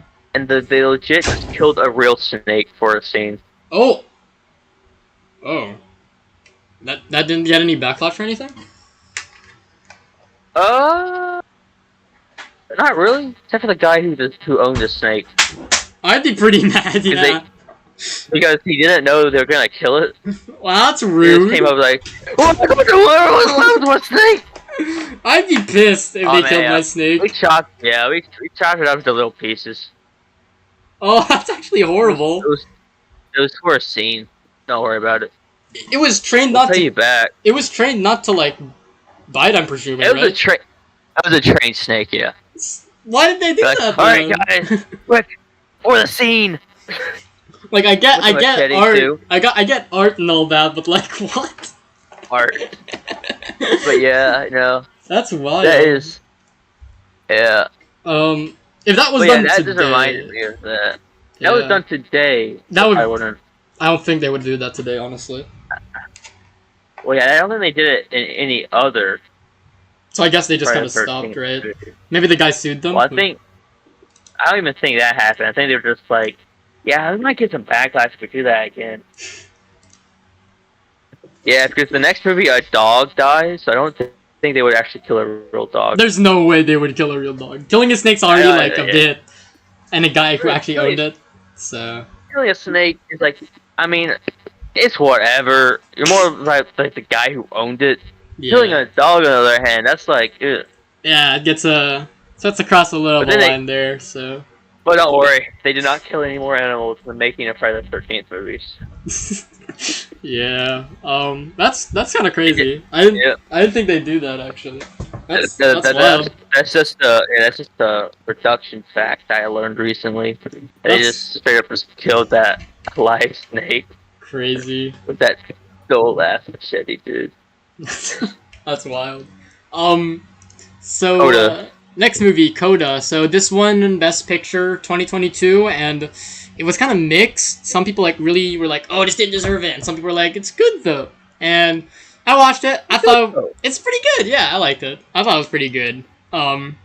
Basically, it's about this girl, and she has to. She's in like a family filled with deaf people, and they're all deaf, so she's like the only one who can talk and stuff.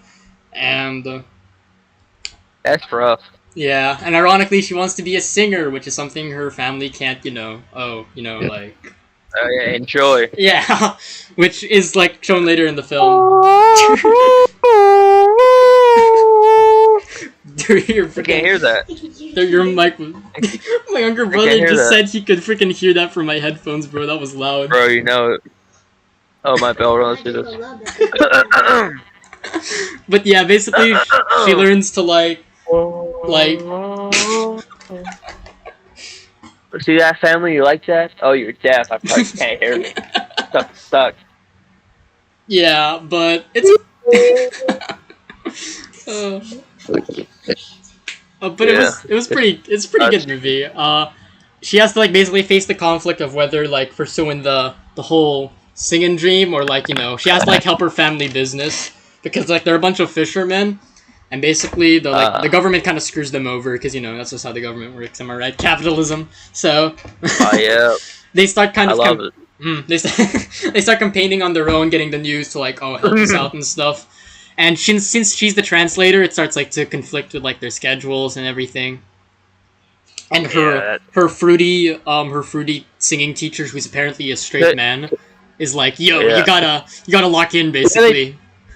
Can't she like hire a translator? Oh my gosh, that's actually true. But I guess they don't have the money, so They're kind of poor. Oh, okay, dude. What an excuse. Okay. Yeah, but they could have done that honestly. But it's more family. Can't turn your back on family, as they say. My family. Um, But I'm not. I'm just paying for somebody else to do it while I sing. but yeah, and yeah, I don't have much to say honestly. Like, sure, everyone keeps saying, "Oh, it looks kind of bland," and like, yeah, I guess the cinematography is kind of like whatever. And yeah, like it's So not. Do you think it deserves Best Picture Though, sorry, the of what? 2022? The Can you say like one Best Picture? Yeah, I won Best 2022? Picture. Honestly, I haven't What? watched all of the 2021 nominees, so I think I have to watch those first to make a conclusion. But I see why this won. Like, it's pretty good. I enjoyed the movie. Like, it has a nice thing about your family and your dreams and stuff. And I'm gay for that kind of stuff, So I really liked it. You're- But yeah, it was pretty good. It's also You're like what? what? Sorry. Wait. What'd What? you just say? What do you mean? But I said I'm gay for that kind of stuff. I heard you say. Oh, you're cut off. Oh no, is my Wi-Fi dead? Hey, I'm gay for you. Talk about like you thought you. I think. Oh, the stream was like that. Anyway, no. But what happened is that when you were talking about it, like about family, Yeah. I was like, it's all about family and stuff. I think you said I'm game for that sort of stuff, but for me, it sounded like I'm gay for that sort of stuff, and I was like, what? Oh What? gosh. Let me I paraphrase. You know I was what? like, hold on a second. You know Hold on a what? second. Whatever you thought in your mind, let's just say that's what it was. Next. I was like, hold on a second. That doesn't even make any sense. What the? What? I had to double check, dude. 'Cause I was like, what does that even mean? Basically, I really like dreams and family. So that's cool. He doesn't like family. But yeah, it was a pretty good movie. 7 out of 10. Fun. It was fun. Oh my god. Oh my god. Oh man, Lord help us all. Amen. The pastor prays about this every day. He's always like, "Oh, those darn American kids." It's not American. Yeah, because we listen to online pastors, and my parents really love listening to like the ultra conservative ones, to the point where even my parents are like, man, they're kind of saying crazy talk. Like this guy was like, "Oh, immigrants, am I right?" Like, okay, bro. Immigrants, am I right? Bro, that reminds me of Trump just saying, "They're eating our cats and dogs. They're eating our cats and dogs. Your immigrants are eating our cats and dogs." And the debate supervisor was like, former president. There's no actual proof of that. And then he was like, "But they got on TV. The guy on TV said so. All right."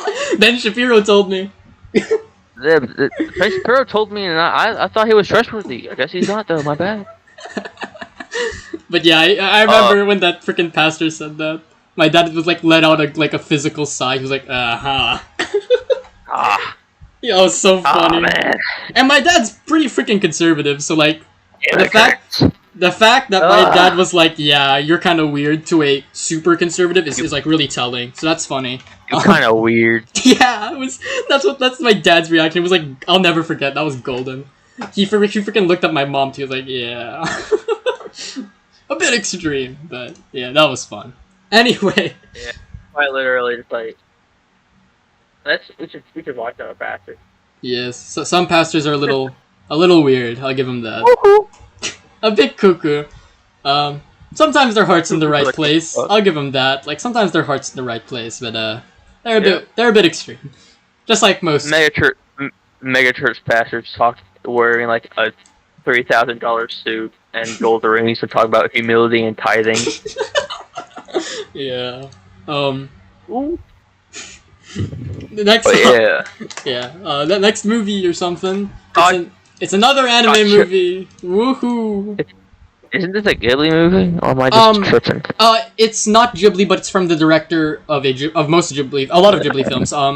He did Princess Kaguya, Pompoko, Only Yesterday. Like this is the guy. Iso Takahata. I've seen most of those. Yeah. He's a bit inconsistent with I his know. work. Sometimes But his this one's stuff's yeah. but this one's pretty high up. This one's pretty high up. Yeah, I really liked it Definitely. actually. It's pretty good. It's at number 36. That's pretty good. It's pretty good.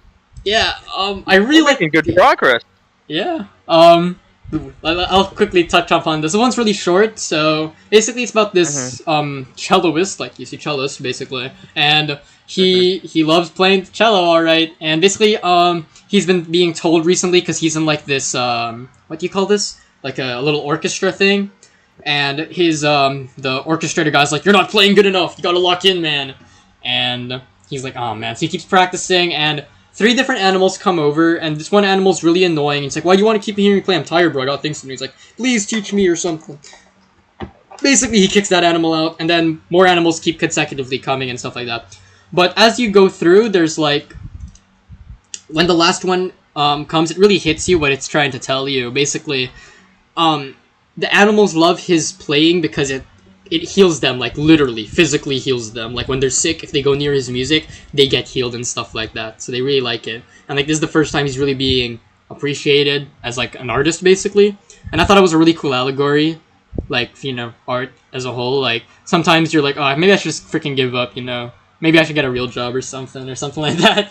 And you're like, oh, maybe I shouldn't pursue this or whatever. But like even early on when you don't think you're all that amazing, like you're actually already impacting people, like no matter how small, even if it's just like one guy and they're already being impacted, they already like your stuff, so like just keep going, right?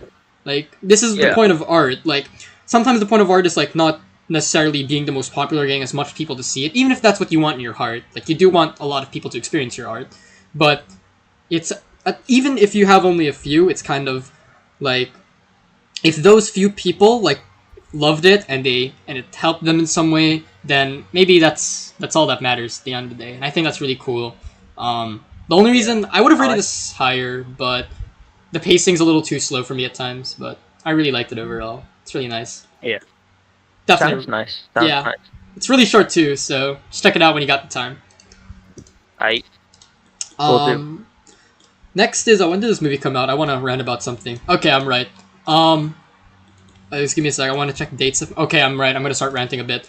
But first, let's talk about Marcel the Shell with the Shoes On. This is an technically animated film that came out in 2021. It kind of has a blend of live action, but mostly focuses on the little Marcel and his grandmother. And it's kind of like a documentary style because this guy goes to this house and he finds them and he's like, "Can I make a documentary?" And you're like, "Sure." So they show him and this Marcel and his grandma show the guy their ways of life and like how they lived in like this little house. Not this little house, but like how they use the little things in the house to, you know, keep it, like how they use it and stuff. Like they had their own little garden, like a pot, and it's a really cute movie. It's really nice.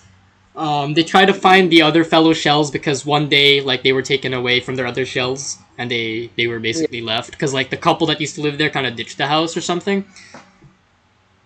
And they took a bunch of the shells with them, so they kind of don't know where they are. And like at some point in the movie, they try to like get them to like get awareness of it, so like more people can come to like the house and try to help them out. But that doesn't end up happening. But that's okay, you know.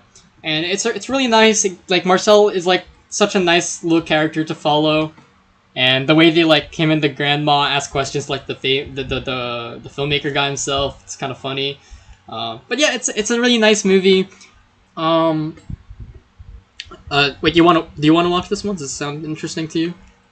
Yeah, I'm about to watch it. Okay, I won't spoil too much at the end then, but the ending was pretty sad and stuff. But I don't know, it's a really nice movie overall. I really liked it. It's really cute. And okay, now we get to this part. So the movies that were nominated for the Oscars, animated movies, were this, a few others, and Encanto. And that was the end for this movie getting the win. Encanto came out, and everyone was like, "Oh my gosh, it's the greatest thing ever!" When it's just like a 6 out of 10. Like, it's not even that amazing. And they're like, "No, it's so freaking good!" And so it won the Oscar, and I was like, "Oh my gosh, this movie deserved it so much."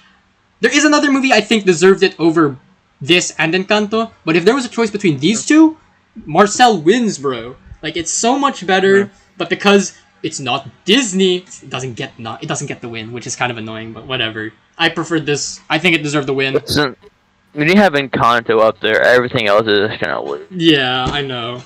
But It's Encanto. yeah. Gosh darn those Disney execs. But yeah, I really like this movie. It's really cute, really enjoyable. I even convinced my dad to watch this. He's gonna watch this at some point too. So it's a really nice movie. Next is A Beautiful Mind. So do you know anything about John Nash or nah? It's okay. I didn't either. Basically, he's unironically schizophrenic, I'm pretty sure, because he created these three people that he thinks are real, but they're not. And yeah. Huh. So basically, Cool. yeah, cool. And it's kind of like the struggles of fighting his schizophrenia and his wife kind of dealing with it and everything. And it's a really interesting movie. I think it's a good movie. Now here's the thing. I don't think it deserves, because this movie, you know what it was up against for Best Picture? Its competition was The Fellowship of the Ring. Fellowship of the Ring, and it won over it. I was like, come on. It's a good movie, but come on, Fellowship of the Ring. But yeah. Okay, well, at least the third Lord of the Rings movie literally won. It won everything. It was like Oppenheimer, bro. Everything. It was better than it was more than Oppenheimer. It won like actually every single category it was nominated. Yeah, it deserved, which is deserved, because it's Return of the King. It's also kind of just they're just like, fine, we'll give you stuff for all the other movies. Yeah, because it lost the other two wins didn't win, I think. So that was. Yeah, the other two ones didn't really win that much. So they're like, fine, we'll give you. Yeah, and imagine being Peter Jackson and going up to Warner Brothers and be like, yeah, this movie is called. It's in 2001, and saying this movie is called The Two Towers. Oh yeah, I think that's probably another reason it lost at the Oscars, didn't it? Because that's a little unfortunate timing. But yeah. Anyway, back to A Beautiful Mind. It's based on John Nash, which is like a real story, and apparently I'm pretty sure that it's kind of an over dramatization of what happened, which is like, yeah, that probably is true. But it's still really enjoyable. Because yeah, he's like a schizophrenic, and like his only friend he ever made in college was like not real, so he was kind of sad about when he found out he was schizophrenic. Oh no! Yeah. He's also mega autistic, but that's why he gets the girl, so that's pretty cool. You know it. Yeah, so that was pretty epic. Yeah. So yeah, he By the way, lady, I'm just trying to tell you, man, is that, and randomly I will talk to a person beside you. He is not actually there. Here's the thing. The wife never actually saw any of his best friend he made up in his mind. Like, she said that every time that he could have appeared in a scenario, he always had an excuse, but like, you know, it's just the brain telling him he isn't real, bro. Like, he said, oh, why wasn't he there during your wedding? It's like, oh, he had a teaching class to do or something like that. It's like, it's crazy, honestly. I'm like, have you seen any pictures of him? And he was like, no, actually. And so, like, yeah, he's like fake. And that's kind of crazy. But yeah, basically, oh my god, he's not real. He starts losing his mind a bit, and it's a good movie. It has a lot of, it really plays with your mind a bit too. You're like, wow, that's kind of crazy and stuff, and it's pretty intense at some points actually. But it's a really nice movie about, like, you know, getting, you know, kind of triumphing over that, I guess. And yeah, I like the ending speech where he said, "Thanks, wife, because if you weren't for you, I literally would be dead right now. So thanks for that." Yeah. Thank you for being with me. Thanks for that. Yeah, thanks for that. Even though, like, I would have left me probably. So you know. Yeah. So yeah, that was pretty good. Not much to say. Besides, it shouldn't have won over Return of the King. But I mean, Fellowship of the Ring. But that's okay. Yeah. Next is Robot Dreams. Now, this was one of the few nominations that were in the Oscars this year. And I really like that this was nominated because, one, it's my favorite thing ever, 2D animation. So y'all know I was very happy about that. Yeah. And it's just a really nice story. It's basically about this robot and his friend dog, because this dog's like, I'm kind of lonely, low-key need a friend, so he buys a friend with a robot. And that's pretty cool. And him and his robot friend, like, they start freaking... Oh, we should have done this in the 21st of September, because they freaking love that song. They played it, it's like, do you remember? You know? And it's really fun. And it's really wholesome, and then it kind of breaks your heart a bit, because at some point, he's in the... Dog dies. No, the dog doesn't die. The robot, like, kind of gets low battery, basically, but he's stuck in the beach, and he can't pull him out, and, like, no one's gonna help him. And so he's like, okay, you know Oh. what? I'll come back the next day, basically. But the next day, He's not there. the beach is closed. Oh. And so he has to wait until a whole year to see him again. And it's kind of sad. And as the robot kind of just lets things happen, people break into the beach and whatever, he tries to escape on his own. And like by the time someone helps him and gets fixed, he basically gets replaced. The dog buys a new friend, and it's kind of sad. And he had a chance to actually meet him again, like unironically. Like he saw him from the top, and he could have like gone down and met up with him again. But he kind of realized we both kind of moved on, and it's kind of a metaphor for how sometimes friends break apart, but that's kind of what makes your bond stronger. Sometimes, you know. Like, and I thought that was nice. Yeah. I was like, that's so sad, but it's so nice. So it's a neat little movie. It wasn't going to win anything, but I liked it a lot. So yeah, next is controversial. It's a La La Land. Yep. You want to explain this one? Sure. Go ahead. It starts the musical number, a great musical number, an excellent musical number, on the highway. It's alright, I mean. Okay, man. I will punch you through the screen. You can't though, so all good for me. You think I can't? You think I can't? Yeah. I might just appear. What, in this dark room by myself? Like you can't. Yeah, I might just appear beside you and just fucking smack you. But okay, moving on. Yeah, I will. I can. But anyway. This guy and this girl, get into traffic. They flip each other off, and we follow the guy first. I think. Yes, he's driving. His house is a mess. His mom's making fun of him. He wants to buy a club because he's really into jazz music. Heck yeah, jazz, baby. He's really good at piano. He plays the piano a lot, and he plays the piano. I believe it's like around Christmas time. I think. Yep, that's so right. He's playing some basic Christmas songs, and he's just really into it. Like. Yeah, it's like going his own. Yeah, then J.K. Simmons. Yeah, I was thinking that was his name, but then I was like, am I wrong? I don't want to embarrass myself. And then J.K. Simmons is like, yeah, get out. and then the same girl showed up. I was gonna compliment him on his piano playing, but he just like brushes her off. He's in a bad mood. Then I believe we cut to the girl's perspective after they flipped her off.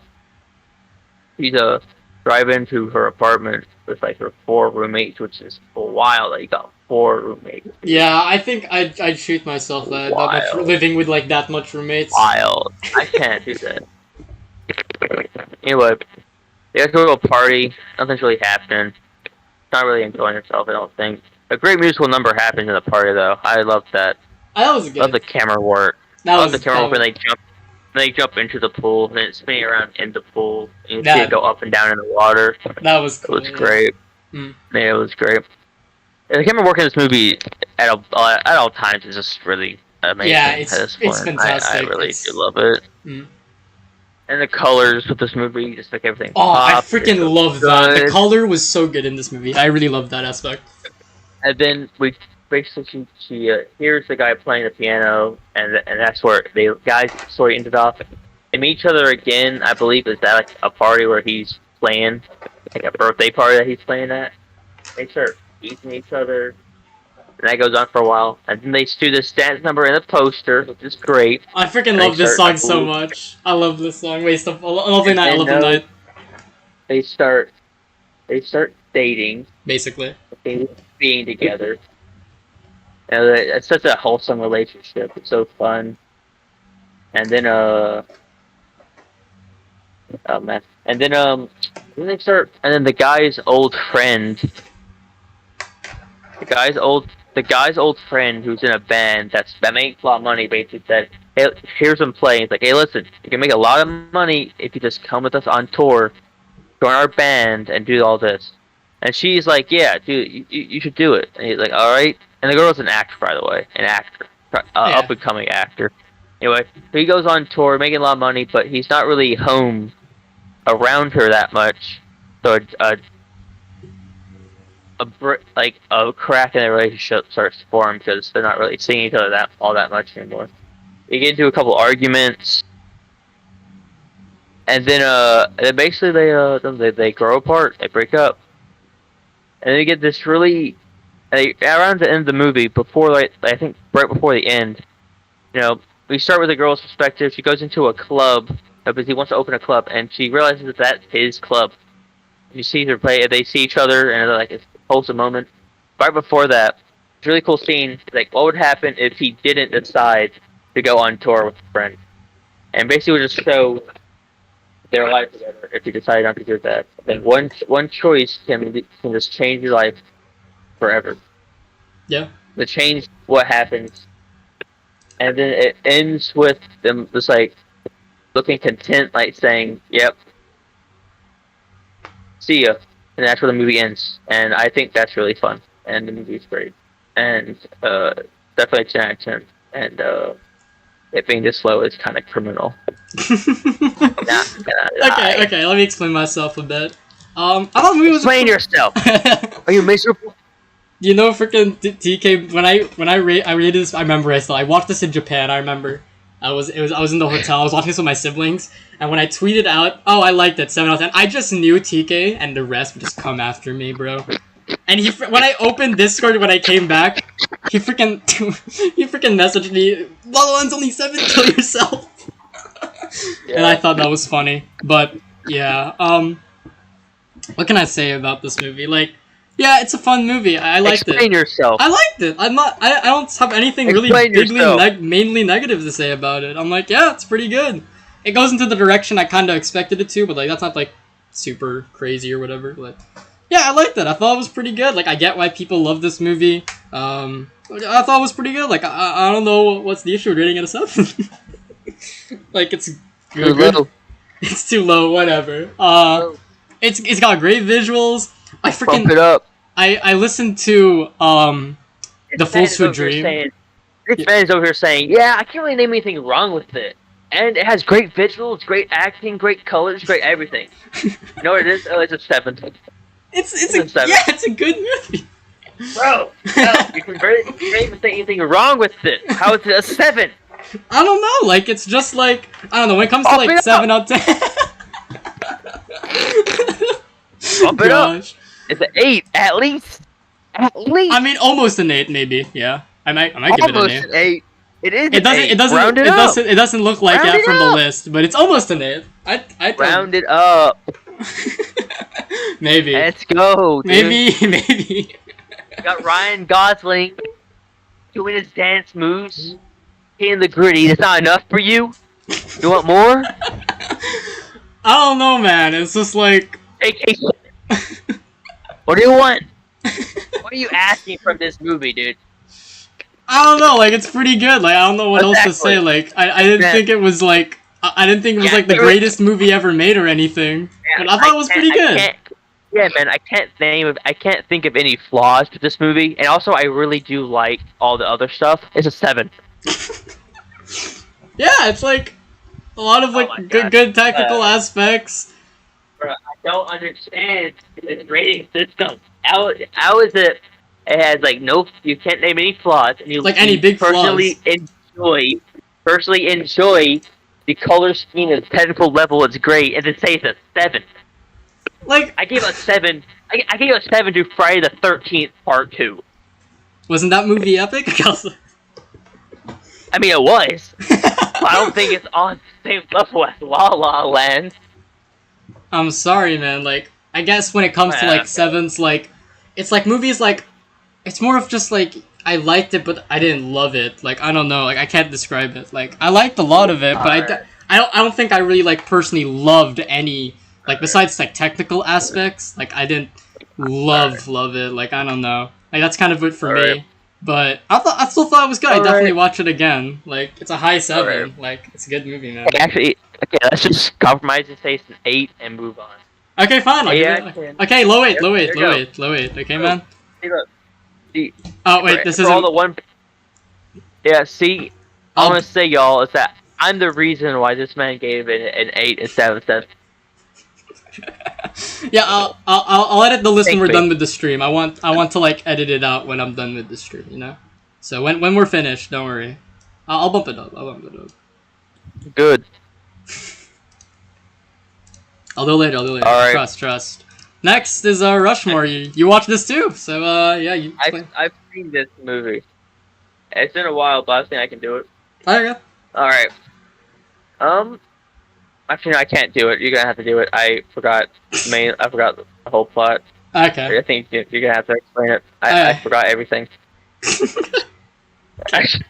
It's over, dude. Okay.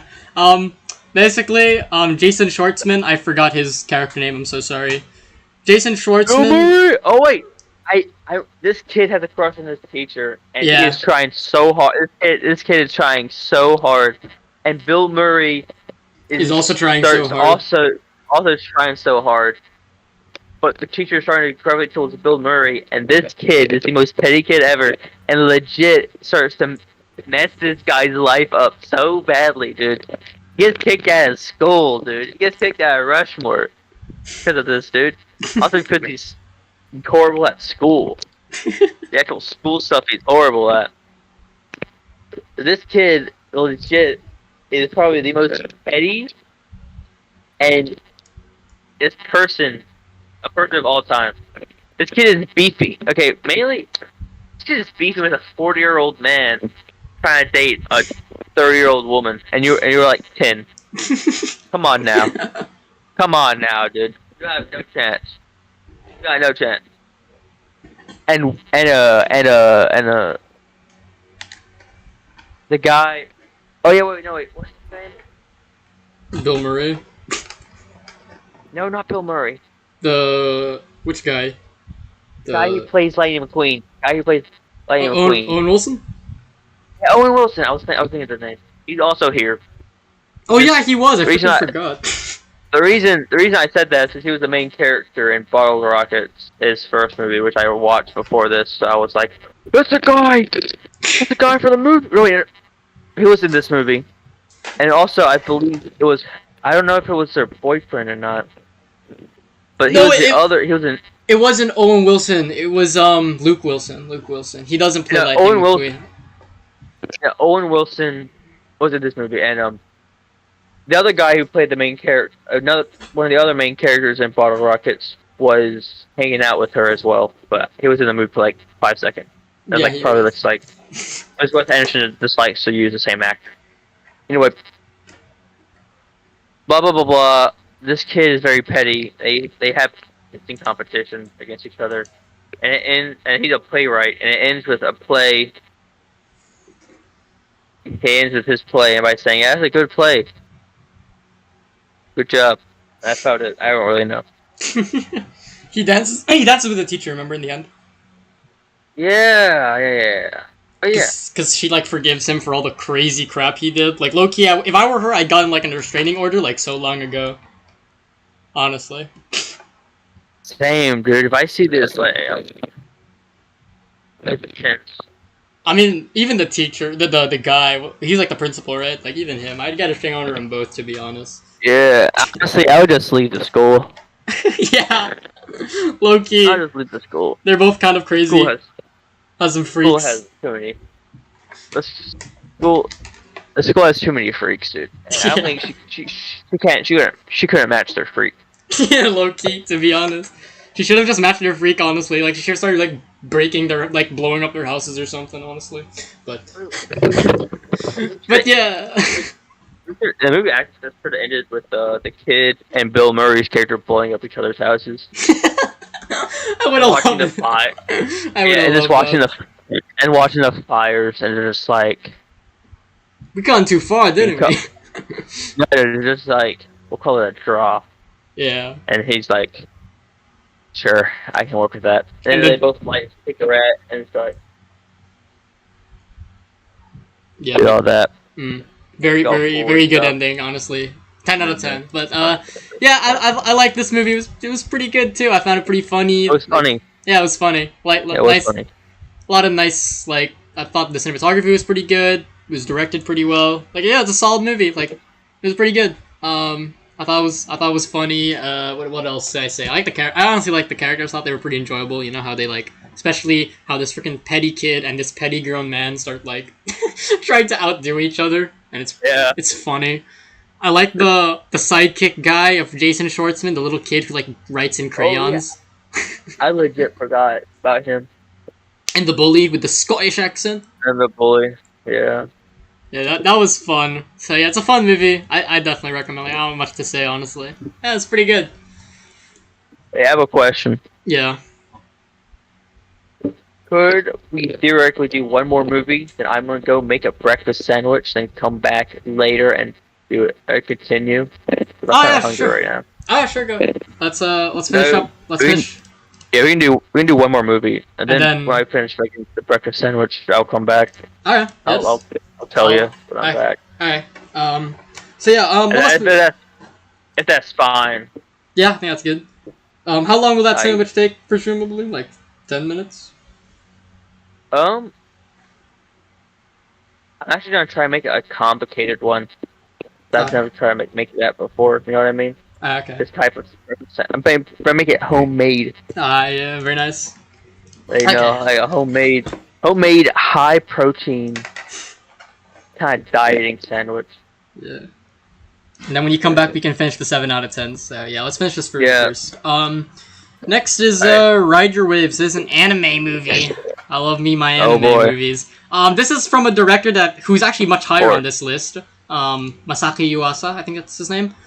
I might have like said his last name wrong. I always get it wrong for some reason. But yeah, he made this movie, and yeah, I really liked it. Oh dang, Dune Part 2 is all the way down at 16. That's an 8 out of 10. That's pretty high. I know that's pretty high. I'm surprised. Those other movies kind of broke me. I can't lie. The ones on top of it, like they kind of whether emotionally broke me or like the style low-key. I just saw Career of Firelight. I'm like, oh yeah. Yeah, Dune Part 2 is here. We'll talk about that a bit later. But yeah, Masaki Yuasa, he directed this. Yeah, it was pretty good. Honestly, looking back, yeah, low key, I kind of did La La Land real dirty. I should have put I kind of have to put this higher. You're definitely right. La La Land kind of clears this, but not by like a big long shot. It's still quite nice. This movie, basically, Truman Show on top. Heck yeah, it's like 3. Yeah, it's a 3. Number 3. Yeah, I can't wait to talk about that one. But yeah. What can I say about this? Basically, this girl, she like falls in love with this like firefighter guy, and like they both fall in love, and it's kind of nice and it's kind of sweet. And then you're kind of like, I kind of hate this movie now because like this couple's too happy. But luckily, the movie agrees with you. The movie agrees with you. It is bad that they're happy, so the guy dies. No. He dies. But I really like the scene. Actually, like I really like this scene where both of them sing like their favorite song together, and it's kind of like a montage of all the things of them hanging out, and it's like cute and everything. But it's them singing their favorite song, so it's like they're kind of laughing, and the singing isn't all that amazing. Like I really like that scene. Honestly, I was like, it made it more personal, and it made it feel a little more like real and stuff. Like it's better than just putting the actual song over it. You know, like it's them singing it. Dude. Man, fuck. Yeah, I was like, man. Yeah. No happy relationships in this household. So yeah, basically he freaking drowns trying to save a bunch of people. And because they love surfing, like it's her thing, and he kind of like honestly, that's kind of his fault to mind his own business. But like he's like a firefighter, you know, so it's kind of instinctive to like help people and stuff. And also, your instincts. Hey man, it's probably a good thing to be instincts, because low key, if he didn't do the same for some other people, I low key wouldn't be here right now. So it's probably a good thing some people listen to their instincts. Low key wouldn't be here right now if it weren't for them. So yeah. But yeah. And then like basically when she sings the song, they like singing together. He like appears in the water, like his spirit appears in the water, bro. And he's like alive basically in the water. Because like apparently his spirit was so dead set on like the promise he told her saying we'd live together or whatever. And he's like, yo, we made a promise, you know what I mean, dog? I made a promise to you, so I'm still here. Yo, I am actually the water now. I am water. Like like little him appears in like water bottles and stuff like that. And she brings it along because she's like kind of crazy, and everyone rightfully thinks she's like a Wow. schizophrenic person. Fair. Yeah, I would. And all her friends And are in the end like, of the and in the end of the movie, it's revealed that his she. spirit did not actually become water, and he is just really ill. It actually is real though, because like she basically controls the water at some point to save a bunch of them from dying. So yeah, no, but but yeah, this movie has a nice little thing about moving on and not being too attached to people who are already dead, because like they're dead, right? You can't just hold on to them forever. Like even if they materialize like this, it's not healthy and stuff like that. It's got a nice little Yeah. message about that, and it's a nice movie. I really liked it. It's a bit derivative, like it feels a bit, oh, you're doing the Shinkai thing, because like Shinkai is freaking made every anime romance movie his movie, so it kind of feels like that at some Mhm. points, and it felt really like this movie felt like held back because I watched the movie, which is at the top of this list by the way, like top 5, which is from him, Yeah. and that movie he goes all out, and I feel like if he went all out, this movie would be so much more unique. Like he went that Yeah. crazy, that even more animated, more like insane. It feels like that movie would have been really great, but it feels held back a bit because I don't know why he Yeah. held back. Honestly, it feels a little too derivative, but yeah, overall it's still a good movie. I liked it. But yeah, next we're gonna talk about Mob Psycho short. So yeah, you can make your sandwich. All right. I'm gonna take a little quick Thank water you. break. I'm gonna take a quick water break. Yeah. I'm gonna go make my sandwich now. I'm gonna make a sandwich. Okay. Uh, I'll be yeah, back in a bit to I'll be entertain the back. stream as well. I'll come back in a Yeah. bit. Yeah, I'll be back in a bit. Let me just mute myself in case anyone comes into this room and starts like saying things.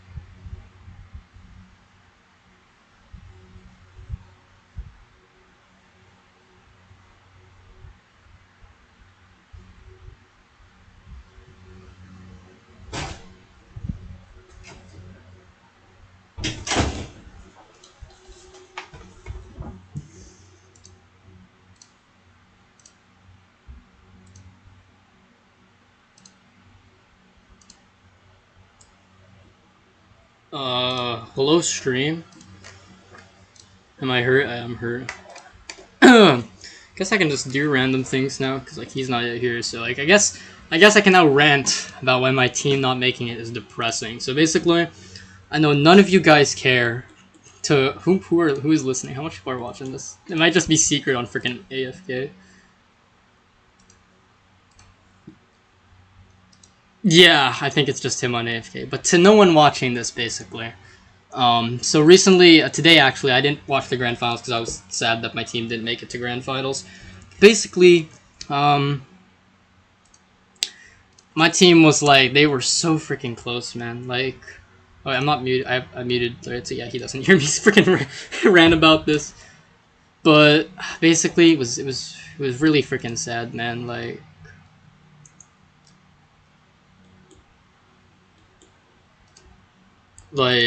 basically, Zeta, it's the name of the team that lost. They were it was up against Team Falcons, and man, it could have freaking like it was so winnable, but freaking Violet, he's basically called Toilet at this one because he freaking sucks, man. Like, wait, what Falcons? Oh my gosh, dude. That's crazy. They're actually back? Oh, it's a 7-map banger. Wait, this is gonna be a masterpiece. This game's gonna be a masterpiece, bro. Oh my gosh, I can't wait to watch this. It looks like it's a 7-map banger. Like, there's 4... Oh, this game's... Oh, man, this tournament was crazy.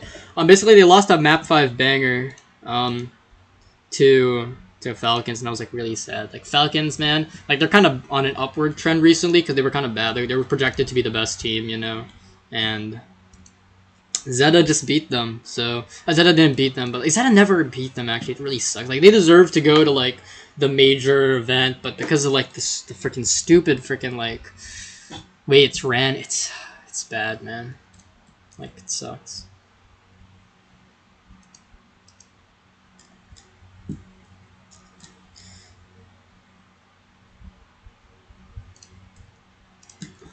Oh, yeah.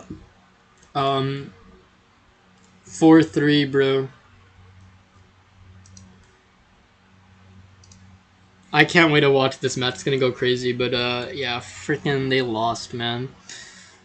And it was so close. Like, it was the last map, map 5, and like it was so winnable, like so winnable, so winnable, man.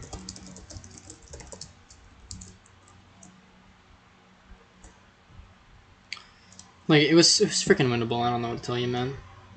And like the last map, man, they lose, and it hurt, like, actually. And yeah, Crazy Raccoon and Falcons, like, Falcons ended up winning the whole thing, so I guess it makes sense. I'll be watching that match later, probably tomorrow, because gosh, it's gonna be really late when we finish the stream, to be honest. So, but yeah, it's gonna be a masterpiece. It was all 7 maps apparently. That's crazy.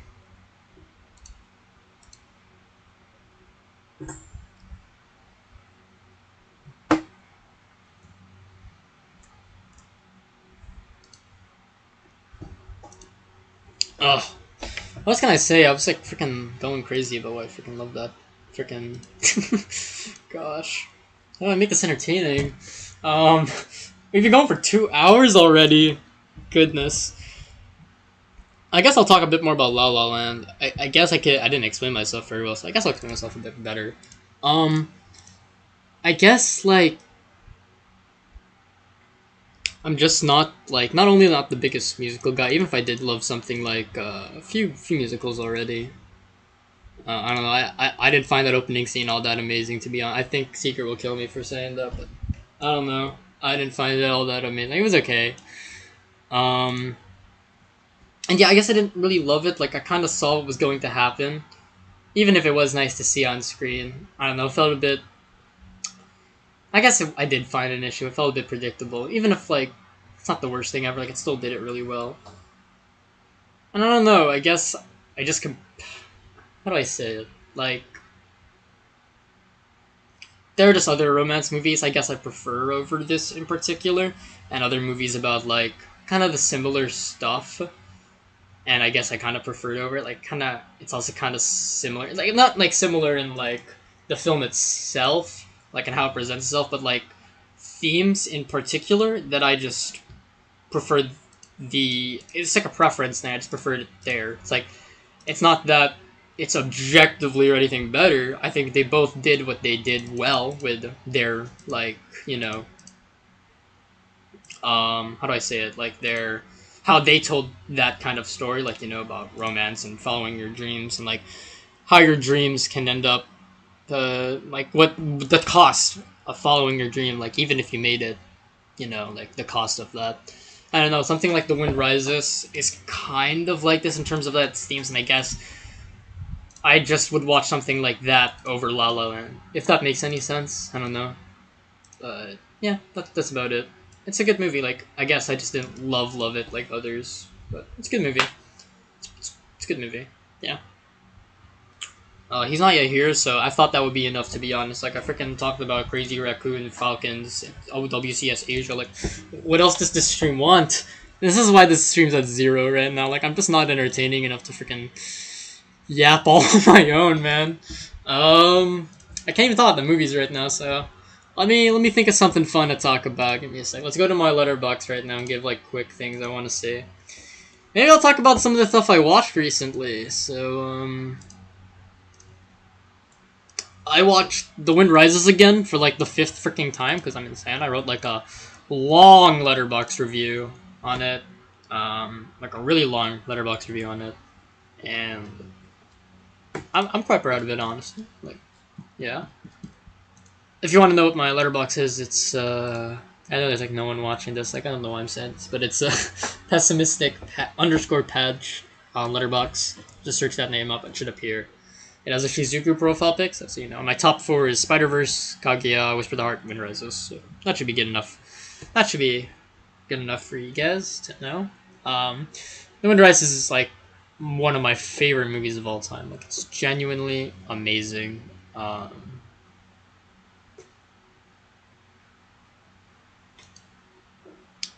It was amazing. Like I was left speechless. Like this one made me like really more sad than usual. Most of each rewatch made me pretty sad. So like this one was like, man, this one like hurt the most. Like, man, I forgot to say in the review. Like it really hit me. I was like, the wind brought them together. Like Jiro and Naoko freaking reconnected them, and then like freaking tore them apart. I freaking was like, oh man, that hurts. Low key, that hurts. So yeah, I don't know. I really love the movie.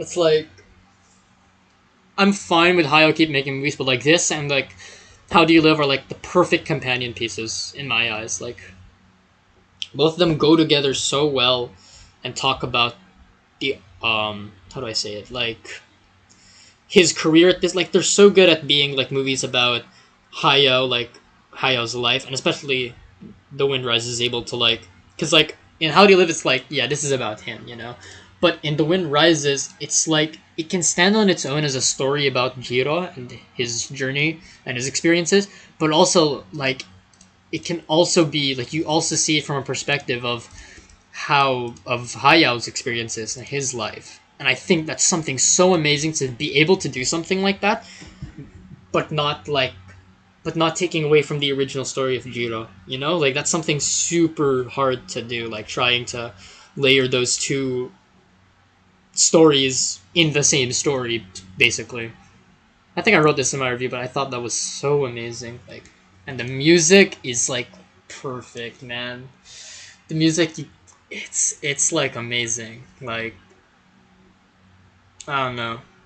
No, like it's just like perfect music. Honestly, like I loved it. Like it's so magical. It's so grand. It's like it's kind of perfect. I swear, if like this is all mute and I'm like a crazy person, I'm actually gonna cry. Wait, let me see the stream right now. Give me a sec. Give me a sec. Give me a sec.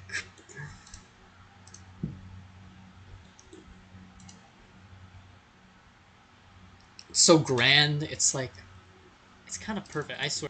Oh my gosh! Actually, my voice sounds so freaking bad. Oh gosh, my voice sounds terrible. Actually, what the heck?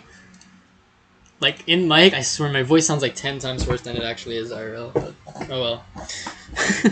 But yeah, I made a long review on it, so check it out. Yeah, I'm gassing myself up. Let's do it on the stream. Might as well, right? But yeah, it's an amazing movie.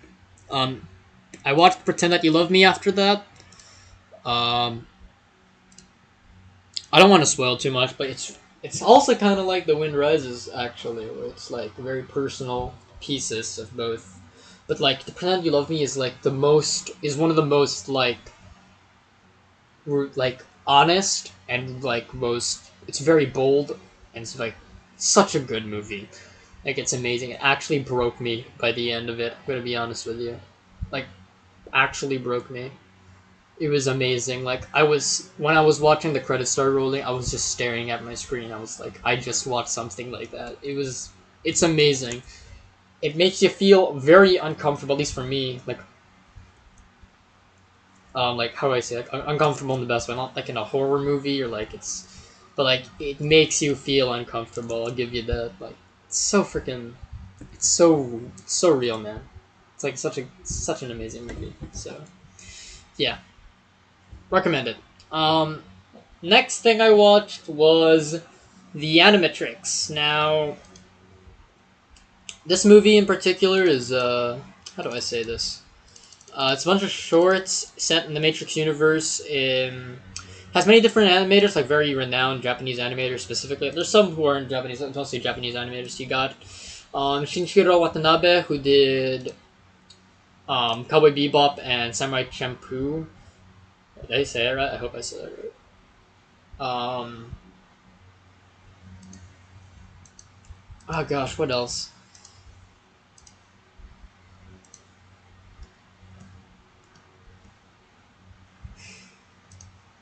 Who else was the? Let me just freaking check up on Lerp and like, give me a sec. Who else directed this? Mahiro Maeda. He did. He's the guy who worked on a bunch of Evangelion stuff, so he's pretty good. Koji Morimoto. Yeah, Koji Morimoto. He's done some shorts. But yeah, all these guys are very stylistic and they're like very, very very well respected animators. So it was really cool they got a bunch of these guys. Like, oh yeah, Yoshiaki Kawajiri. He did Ninja Scroll, Wicked City, if you've heard of any of those. And then apparently his protege, yeah, he's like the apprentice of the other guy, Takeshi Koike. He did Redline and some Lupin movies, so he's also really talented. This was my first introduction to most of their work, and like it did a good job at it, I think. I'm already gonna talk about this by the end of the year. Why am I still saying these movies I've watched? Anyway, but yeah, the Animatrix was good. It's a bit inconsistent with the quality of the shorts, obviously, because some are just better produced and like even better animated. If I'm being completely honest, but yeah, that's it's kind of the nature of an anthology. It's kind of all over the place, and that's alright, I guess. Yeah, it's like a low 7. I would probably bring it up higher if some of the shorts weren't made, because there's like 3 out of like the 6 of like quite a chunk of them are kind of just okay for me at least personally. So yeah.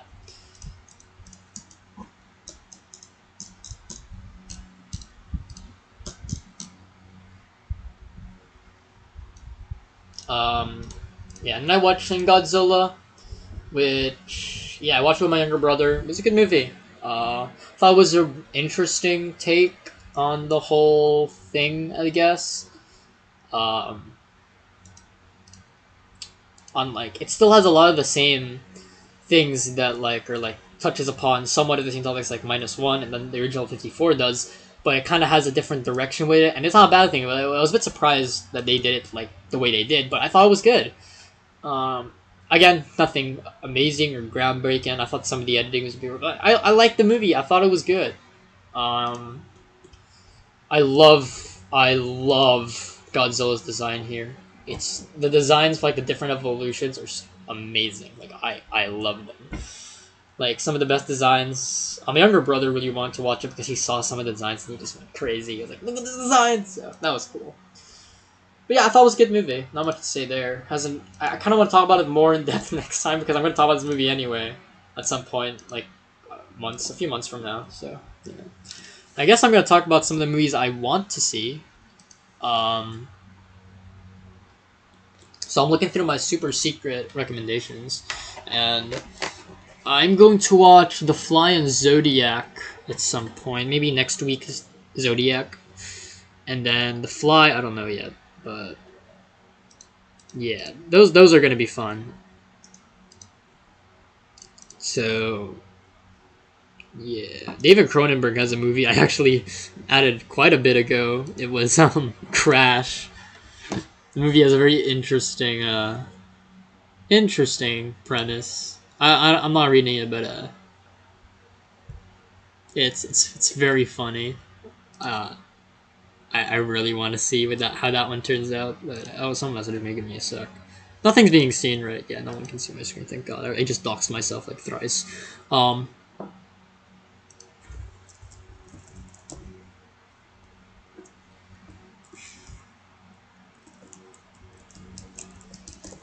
but yeah, man, I'm so freaking boring, dude. I can't actually say anything. Like, actually, I'm freaking.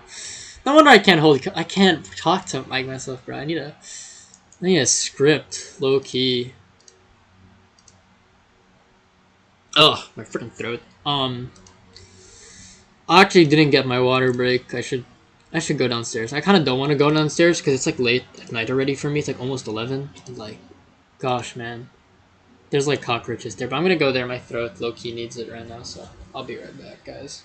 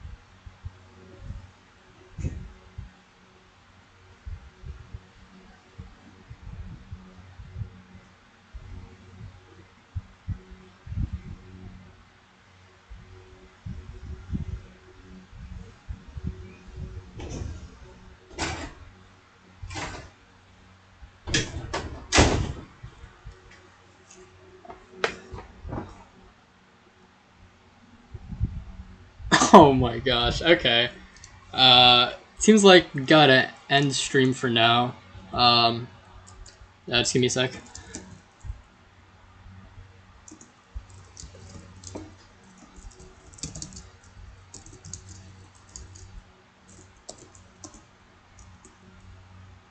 I think we gotta end it for now at least. It won't be done. Just give me a sec.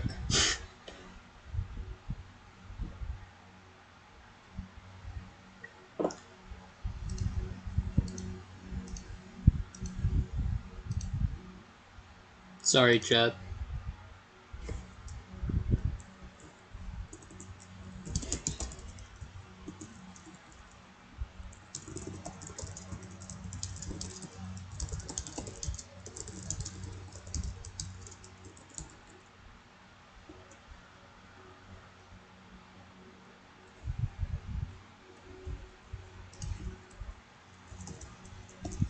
Okay, so it seems like I'm gonna end here for now. We'll be back in probably an hour or two because Secret has to do a bunch of things. So I'm gonna end here. I'll see you guys later, maybe in an hour. So stay tuned for that. See ya.